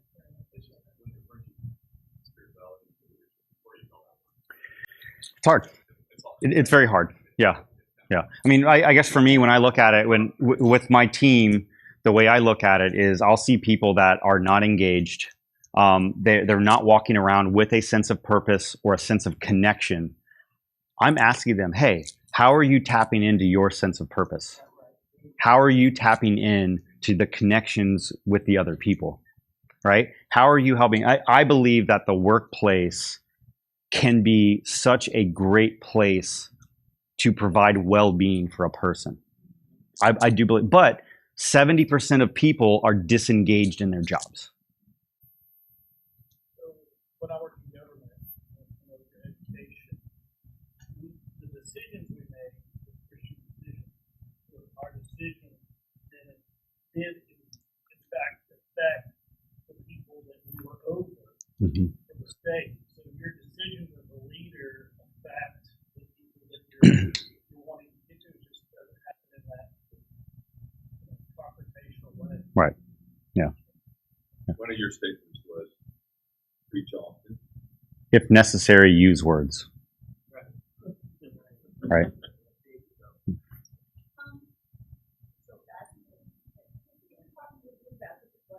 Mm-hmm. And that there are more people and that's happening in all aspects of, but when you start getting into your spirit and having things that dimensions, you have to choose not to. I see it like planes, like there's planes that you can't interface with Jesus, because there's a way that there's a plane in our spirit where we can connect to that person. Yeah. Correct.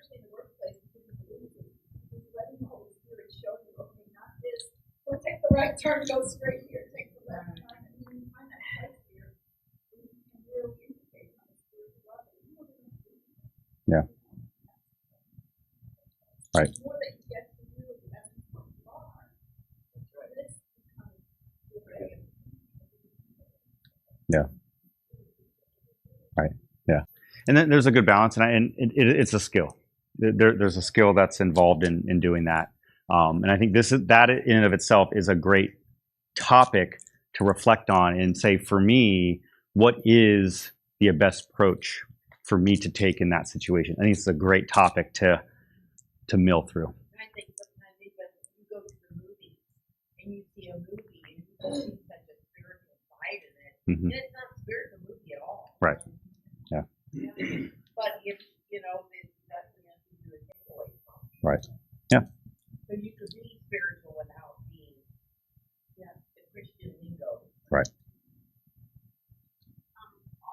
When I was, I had a cubicle, and people used to come to the cubicle when they were having problems. They would ask for prayer. Mm-hmm. They would ask for my advice. Somebody said, you know what, you need to hang up the sign. And I never advertised, I never pushed, I never did anything. But when I lived out in front of them, they knew who I was, so they came to me. And I think that it's not what you say it is. Yeah. In your environment, has any of your employees picked up your spiritual side? Yeah. A lot. How do you handle that? No, I mean, I'll talk about it. I mean, because it's funny. I work in a bank and I'm doing this. Well, I went to seminary. I studied biblical literature and the ancient languages and all of that. And every once in a while, I'll throw out some type of biblical reference and and all of that. And and so they see that. They see where I'm at, and they also see where I'm open with where I came from and the struggles that I had in life. And what I did to overcome those, and and all of that. But I think we're in an age where we talk about change, and as a church, as a Christian, how do we represent Christ? Okay, the way that Christ was represented from the church throughout history, we're in a different world, right? And new ways of presenting the gospel and to presenting God to the world can evolve and change. And I know the church for a while, hellfire and brimstone was the cool thing, right? Nowadays, is that the best approach? And so in some of those instances, to what we talked earlier around an organization, and the church is an organization, it's a collection of people, right? And the way that we function, right, and the purpose that we have has to evolve. It can't operate the same way because the world has changed. And so how do we still serve the purpose in the new environment, with social technology and with the environment that the way it is? It's a tough thing. And this is where and one person can't have the answer. To me, the pastor can't have the answer. We can't wait for the divine revelation of one person in the church to tell us, because things are so multidimensional that we need the collective, involvement of multiple people. That's why we have, connections and partnerships and accountability and all of that in a workplace. That's why we have structures and line and all of this to help balance and gain perspective of a lot of things. Life is complicated. And the more that we can learn how to make sense out of it for ourselves, we can feel at peace with what we're doing, and be willing to the point of wrestling with those things that are challenging. I'd probably say today, if you're not used to doing this type of analysis, might not be the best thing to try to practice with. Start with things that are a little more simple and don't have such a big impact, and learn how to do this. And then you start to tackle those bigger things. All right. Sound good? All right. Ready to practice? Cool. All right. So what we'll do is you have your sheets there that have the 4 steps and some of the questions. Okay. And remember that the idea is that you want to get to the point where you're able to analyze what your behaviors are, what those beliefs are underneath it, and look at different alternatives that could be possible, and allows you to make a decision on that. All right. So you can start with a personal example. If you want to have, we can do this twice. Okay. So you can find something that's more of a personal aspect if you want. So I put some things up here. So it could be, from a health standpoint, diet, exercise, sleep, a relationship with a person. And again, don't go maybe to the hardest one, right?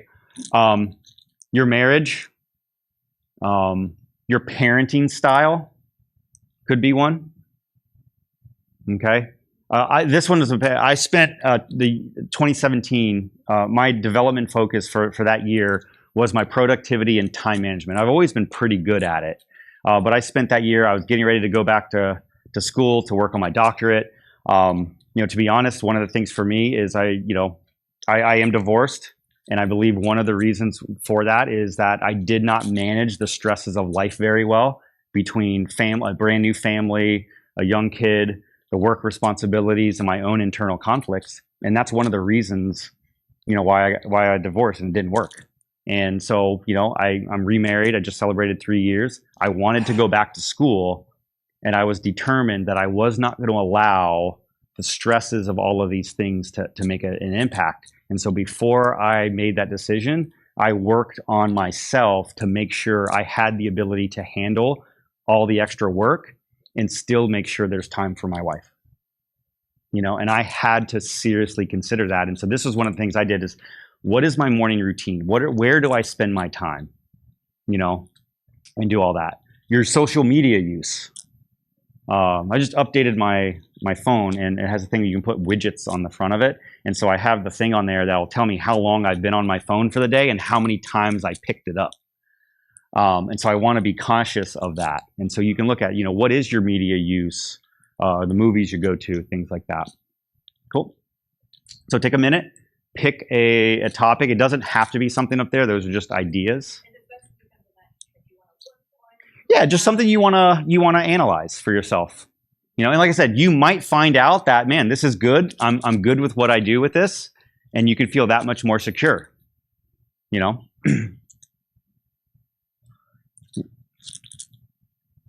So think about it. Let's take 10 minutes and work through those 4 steps.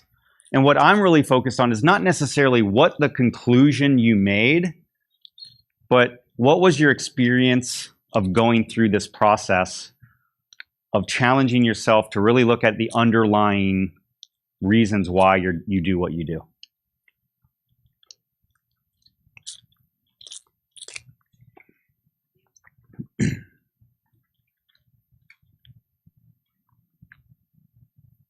And if you have a question or anything, I can come by.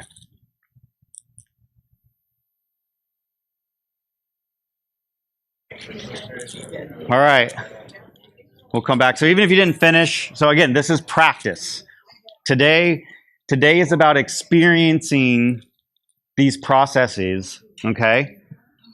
You're not expected to master this by any means today, right? So it is to, and like I said, in the beginning of this is how. Can I make these available?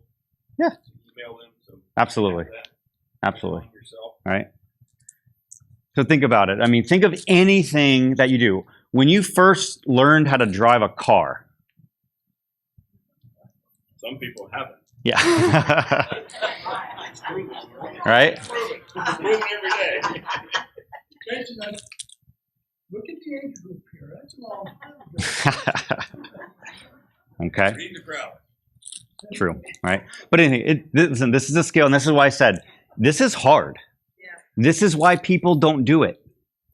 This is why we live off of our unconscious biases and we behave without even knowing why we behave that way. Because this is hard. I'm going to throw a social issue. Is this why racism can still be so systematic in our system?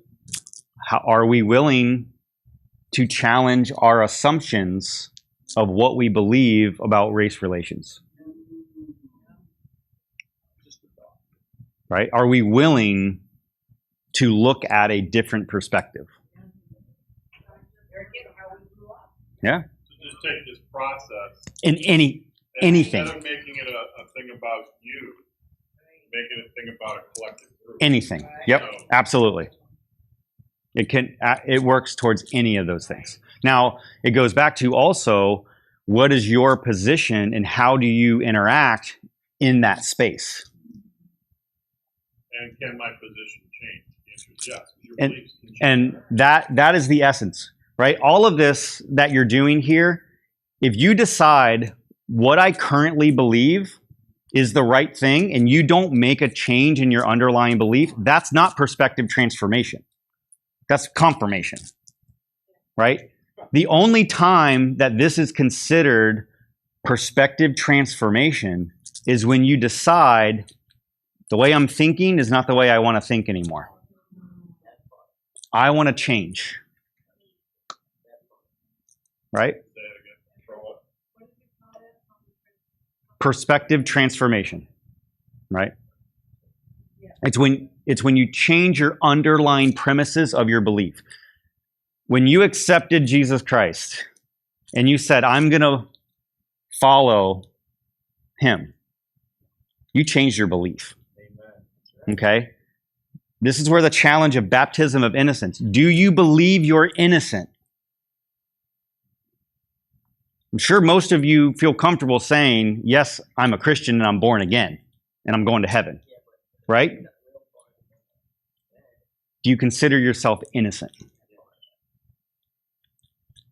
That's a stretch for me. Right? That's what his new book challenges, and that's why my little snippet's in there, because it challenges the way we think. And it's uncomfortable.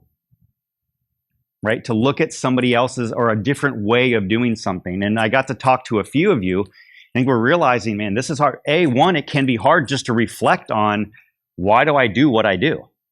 Because we don't practice that very often. Right? So what were some experiences? I mean, if you're comfortable sharing what it was that you wanted to work on, that's fine. But really what this is about is, what was it like identifying why you do things you do? Anybody have something they'd like to share as far as what that experience was for them to try to figure out?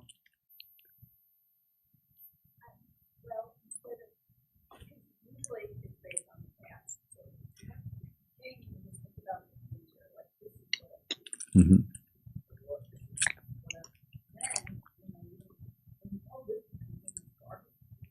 Yeah.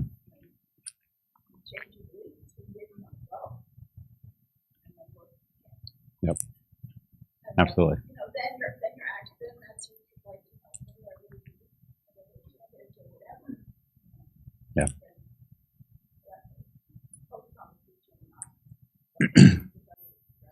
Yeah, and some of this, there's some aspects that before we can learn something new, we have to unlearn something old. And so an aspect of learning includes unlearning. There's a change theory that talks about you have to unfreeze, change, and then refreeze. But unfortunately, we're not willing to unfreeze those models to be willing to change.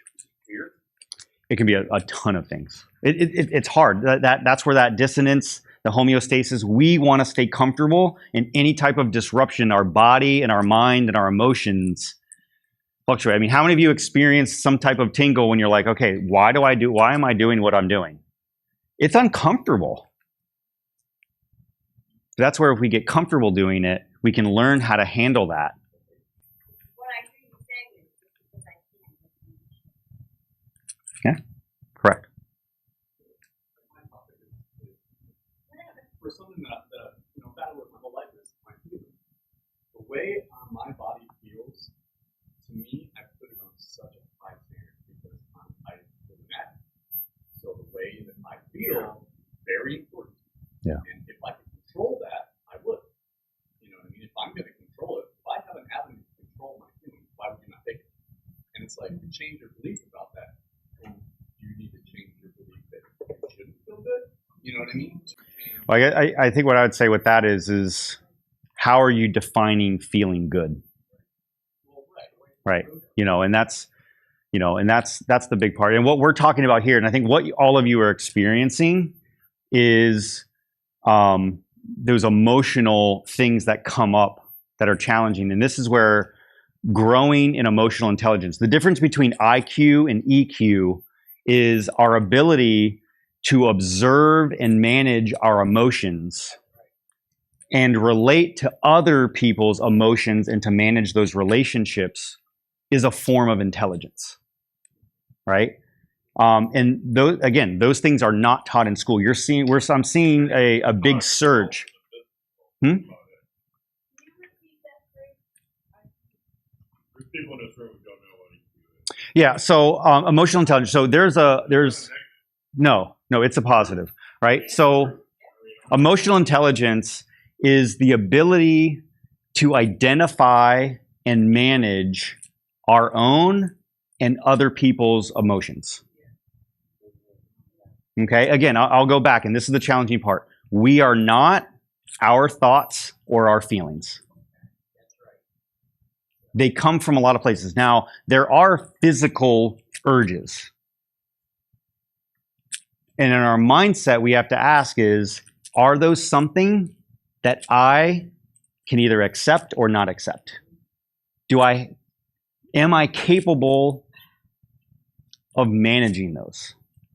And research shows, and this is a more modern view of learning and all of this. I mean, the seminal work on this topic was published in 1990. That's not very long ago. Okay?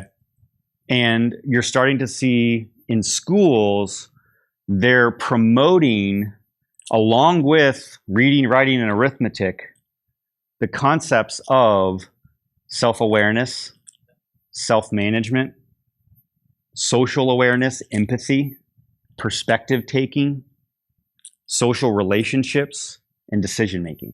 And there's a big push. I just took a class this summer, and she's a consultant that consults with educational states, and it's called social and emotional learning, where they're wanting to implement teaching all of these things along with, the regular curriculum, because people are becoming adults and we don't know how to deal with conflict. We don't know how to communicate well. It's never taught. Okay, and that's where the challenge of this, and this is where new research has come out, that we can change how we handle our emotional state, how we handle our feelings, and manage ourselves in that. And that's a breakthrough, because before it was those things are fixed, and there's nothing you can do about it. You said before you can learn, you need to unlearn. That's one concept, yeah. I'm having a problem. I'm learning something that I believe that I know for years that I have problems with. So, what's the process of unlearning a belief? Yeah. Or our habit. That it's hard. Another 2-hour class. It is. It is. But this is where, and again, this is why I say it takes time. I mean, I was trying to keep us in a very simple things that we can change easily, because this is hard. This is hard, right? You guys just want to jump right into the deep end, right? And okay, right, yeah, right. So here, but this is how you have to think about it. Okay. If you say, fix my checkbook, I'm gonna fix my real problem. Yeah, right. But here's the thing: if you haven't exercised ever in your life, okay, what's realistic of what you're capable of doing, right? If you've never gone out and rode a bike or done any type of, how many miles could you ride your bike realistically? Okay, you're not going to go for a bike ride with them and ride 30 miles, right, the first day. Don't expect to do this. Don't expect me to invite you either. Yeah. You can't expect to go to the depths of the hardest things that you have and expect that you can do that right now. And this is where it takes that practice, and start with the easier things, the things that are more surface, that don't have such a profound impact in your life. Learn how to do that, and then you'll work up to those bigger Start things. simple. We're in the process. Right. Yeah. It's just Belief is, being a son of a great deal of news. I feel you, man. You have this, God can do anything. So you go back to, okay, God, I'm going to rely on you to take my whatever away. You know what I'm saying? So, yeah, right. So, but, so you just sink yourself in that, I'll just rely on God to fix my issue. You know what I mean? So it's one of those things where you have to kind of move over to action more than belief. And it's a weird balance there, because you can always go to God, fall on the floor and say, God, I have issues. Right. Please take my issues.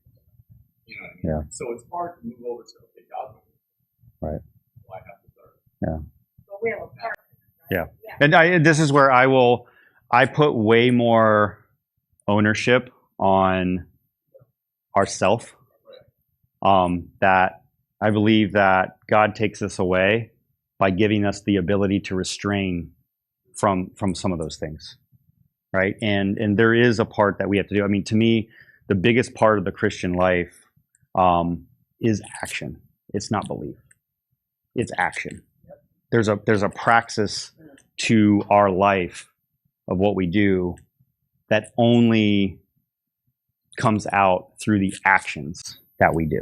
Well, I would challenge, just taking this process, I would challenge the belief that you think God's going to take it away versus God needs to be surrender. That's faith without There's a works. twist on belief. Yeah. You're Yeah. never tempted beyond what you can. Yeah, it's hard. It's challenging. I mean, and this, like I said, this is where that process. And there's thing I forget who I was talking to. There are topics that I will work through this process that will take me weeks and months to search.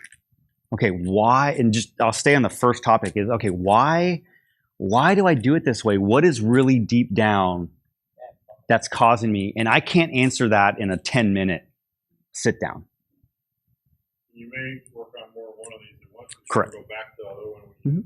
Like working on one of these might make you realize, oh, that's what I should be thinking over here, like Yeah. the process. Yeah. No. I You know, and this is, think of yeah, and again, this goes back to, this is learning how to learn. This isn't telling you what to learn. This is learning how to learn. So I feel like what's going on here is two different things when you come to what your first initial question was. Is that sometimes there's something a deficiency, right, that we see about ourselves and we're not happy about. We're like, I want to fix that. And so that's a different kind of process. But then there's the stuff that is kind of out of your control, where you're put in a situation and you're like, oh, I didn't know that was a deficiency, or I didn't know that needed worked on, right? So your response is a little bit different. Mm-hmm. So, I feel like there's like that, for those of us who are in for the one side where we're like, I have this deficiency or I have this weakness and it bothers me, right? And I want to do better and I want to improve. So that's when, I feel like you have to go, okay, what is the definition of insanity, right? It's doing Yep. the same thing over and over and expecting different results. So you kind of put yourself in this position where you're like, how can I improve this? You lean on the Lord, right? And there is that delicate balance of there is what He has already taken, but then there's also what is what is the conviction of the Holy Spirit for me? What is my action? To walk it out. My To walk it out. responsibility to walk that out. Yeah. And so I think God in His mercy, for the other side of that, where we're found in positions where, oh my gosh, I didn't know there was a deficiency here, where God in His mercy will put us in positions where we're made aware of that, right? And it's kind of out of our control. Yeah. And so I think there is a delicate balance there. One time I heard of a famous minister, I can't remember his name now, but it was years ago. He said, and he said, change only comes when the pain of staying the same is greater than the pain of change. And that's where the disorienting dilemma comes and so in. what you do is you're like, oh my gosh, I have to change it. So Yeah. I feel like a lot of it too is that God puts strengths in us, like you're talking about the feelings, right? And I don't feel like feelings are bad, and I believe a lot of what you said has truth to it. But I feel like that part of that is good, but it's a counterfeit, right? So God has to teach you, okay, I'm not trying to take your feelings away. I'm not trying to say good feelings are bad or controlling your feelings or whatever. But there is a counterfeit to that. So what is the healthy? What is the good part of my emotions that God gave me as a human that makes us human? Because He's a God of emotions, right? So what part of that is good? And so that I can be free to tap into that. So what's the counterfeit and what's the good? So I believe that, like, one of the things I'm learning, because I'm actually been diving into some of this for the last few months, is that there are strengths that God put in us, and they're good. But a lot of times we wrestle with that. So it's the wrestle, right? Like, I want to be this, but I'm this, or I'm God in His mercy is putting me in this position, and oh my gosh, this is not good. So what I'm learning is that I have like these bottom strengths that I wrestle with, and they're not what I'm supposed to be. There you go. God made me with these top strengths, right? And so what I try to do is reason with myself and make myself this person I'm not strength. And I feel, right, because of pressure, because I'm married to someone who's like that, like I have to be that to be a productive human being, right? That's right. So what I'm learning is It could be. It could be. So what I'm learning is that, okay, let me find out what are the strengths that God gave me, right? He made Stephanie. Who am I? What has He called me to be? What is my purpose on this earth?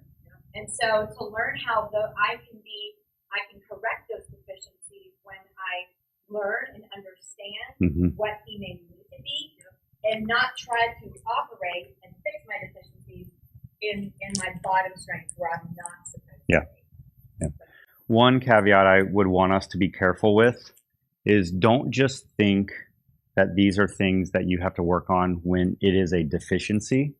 One of the questions we can ask, and what I work on, is no matter where we're at, how can we continue to get better? How can we continue to thrive better? Even if something's good, what are those little tweaks that we can do to make it that much better? Wouldn't it be a good idea then if you have a list of things you want to do, put one of those things on your list? Yeah. Yep. Put on your list something you're good at that you want to make better. My list is not those things. Yeah. It's always negative. It's always negative. Always negative. You're absolutely right. Yeah. Right. And that's what Steph is saying, really. Yeah. Pick a thing Pick a that thing. you're good at and make Absolutely. yourself better at. Yeah. And start easy, right? Those are things that you could look at, how to tweak things that you're already good at, that you have a... They're both important. But right. If you make yourself better at something you're good at, you actually gave yourself more peace of mind. Correct. Yeah. And that was, for me, an example. When I worked on my time management, I was actually already really good at it. And so it was something I already had familiarity with, that it didn't take a lot to really... That's pretty good. Well, I look at time management in a couple different ways. One is there is a to-do list. And then I also focus really on time blocking. So my day starts at 4. And my morning routine... Yeah. And I spend time, I start with time for my spiritual self, and then I have a time for my studies, and then I exercise. So by the time I go to work, I've already worked on myself and taken care of myself. I go to work, and I block out those times, and I read over 30 books on productivity and time management, and this ability to have focused work, right? The idea that I'm going to get more done in less time because I'm not multitasking, okay? And I can focus, and I can change my focus from one thing. I can be done with it, and then I can move to the next thing. But it took time, and I literally wrote in a journal every afternoon. I stayed on track. I got off track. This is why I got off track. And now, I'm automatic with it. It's shutting that off. Yeah, it's learning how to shut. Not like I learned. I mean, people make fun of me because there'll be times where I don't know if you know, you can gray out your phone because your phone and the colors are designed to attract you to it. Hudson probably hates this part of it, right? But you can grayscale your phone so you only see in black and white, and it's not that appealing to you. You can set your alerts to where I have 0 alerts, so I never know if I get a text message. Right. Oh, is that why you only have? Yes. Yeah. I also choose to not respond to distract. No, I'm just kidding. Right. But I had to learn those things, and I had to deal with that emotion. When I had to pull, and all of a sudden an email came up, did I just instinctively respond to it, right? Or did I learn how to control myself, that I'm focused on this? Okay, I'll get to it. I have time set aside to review my email. I personally follow a 0 inbox. And every email, I have 3 different emails that I have to manage. And I go to a 0 inbox, and I developed a process that I work through. And so, Charlie, how many emails in your inbox? Yeah. But that's for me, though. But that's for me. Listen, my wife, we have the exact same job at work. We have a completely different process. For me, this is how I thrive and work well. Right? And it's okay. We don't have to do it. I'll let her share that one. Yeah. I sleep 7.5 hours every night. Yeah. I've learned, so this is an example. So this is an example of what I did. Okay, what do I do to maximize my time? All right, so what I realized is that at the end of the day, when my last activity of my day is to write out my to-do list and have everything cleared out.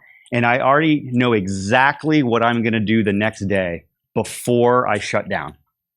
And then I have however many hours in the evening for family and relaxation before I go to bed. I don't do work at night. And then when I go to sleep, I mean, I fall asleep like that. And half the time I wake up. Yeah, I'm dead in the afternoon. I mean, my circadian rhythm is early. So I've always been that way. And so I model my day that way. God, I gotta go before. Yeah. So that's my choice. That's when I do my best work. That's when I do my best work. That's what works for you. That's what works for me. Yeah.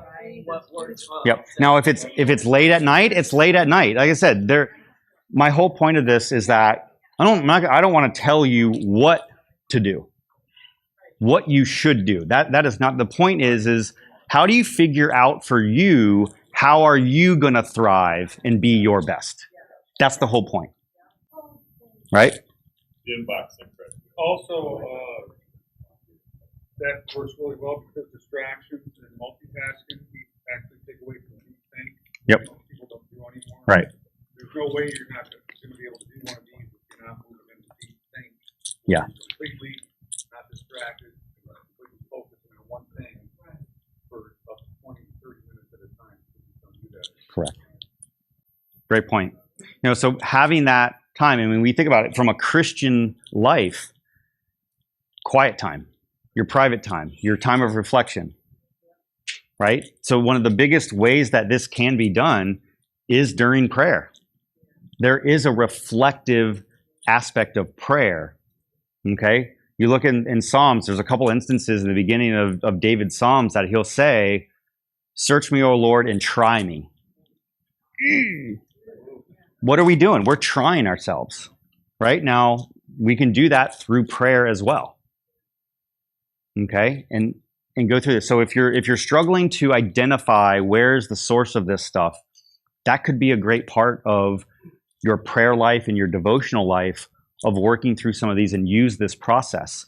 Let me search alternatives. Let me see what is in Scripture. Because we might believe as a Christian, but we might not have our thinking the way that, and we need to read other things and read the Bible and look at different perspectives, and it might take time. It's one of the things I always like to do is if I read something or I get on a topic, I'll identify what's the continuum of how people, think about this topic. And I will look at, one side, the middle, and the end. And that way I look at it and I can get a good perspective of what are all of the arguments, and then I can make my own judgments from there. I mean, you can do the same thing with the Bible. There is a million interpretations of Bible verses and Christian theology and all of those things, and the way that it's been done. And so it's important for us to look at all the different ways and make and that's what it's about, making good informed decisions. Not making decisions based on our unconscious biases, knowing what the source of our influences are, right? And that's what will allow us, I believe, to live a true, authentic life that we can flourish with. Sound good? Right on time. So I thank you for your time. I know this is a challenging piece. I encourage all of you to continue to practice this. But this can be as part of your Christian discipline to continue to grow. And look forward to it. Thank you. All right. I'll make available his full PowerPoint and those sheets. I can see myself putting that in my files and downloading it about it every time I have a new topic and walking through that process, and that helping me make the right choices. My books are for sale over there. Please partake. If you want to sow into Jason's ministry, right here works. We're going to do an offering tomorrow for him, and I appreciate your insight, but I think probably as your dad, I appreciate the lifestyle that you have put into effect, not just a bunch of rhetoric. And I appreciate that. Go and sin no more.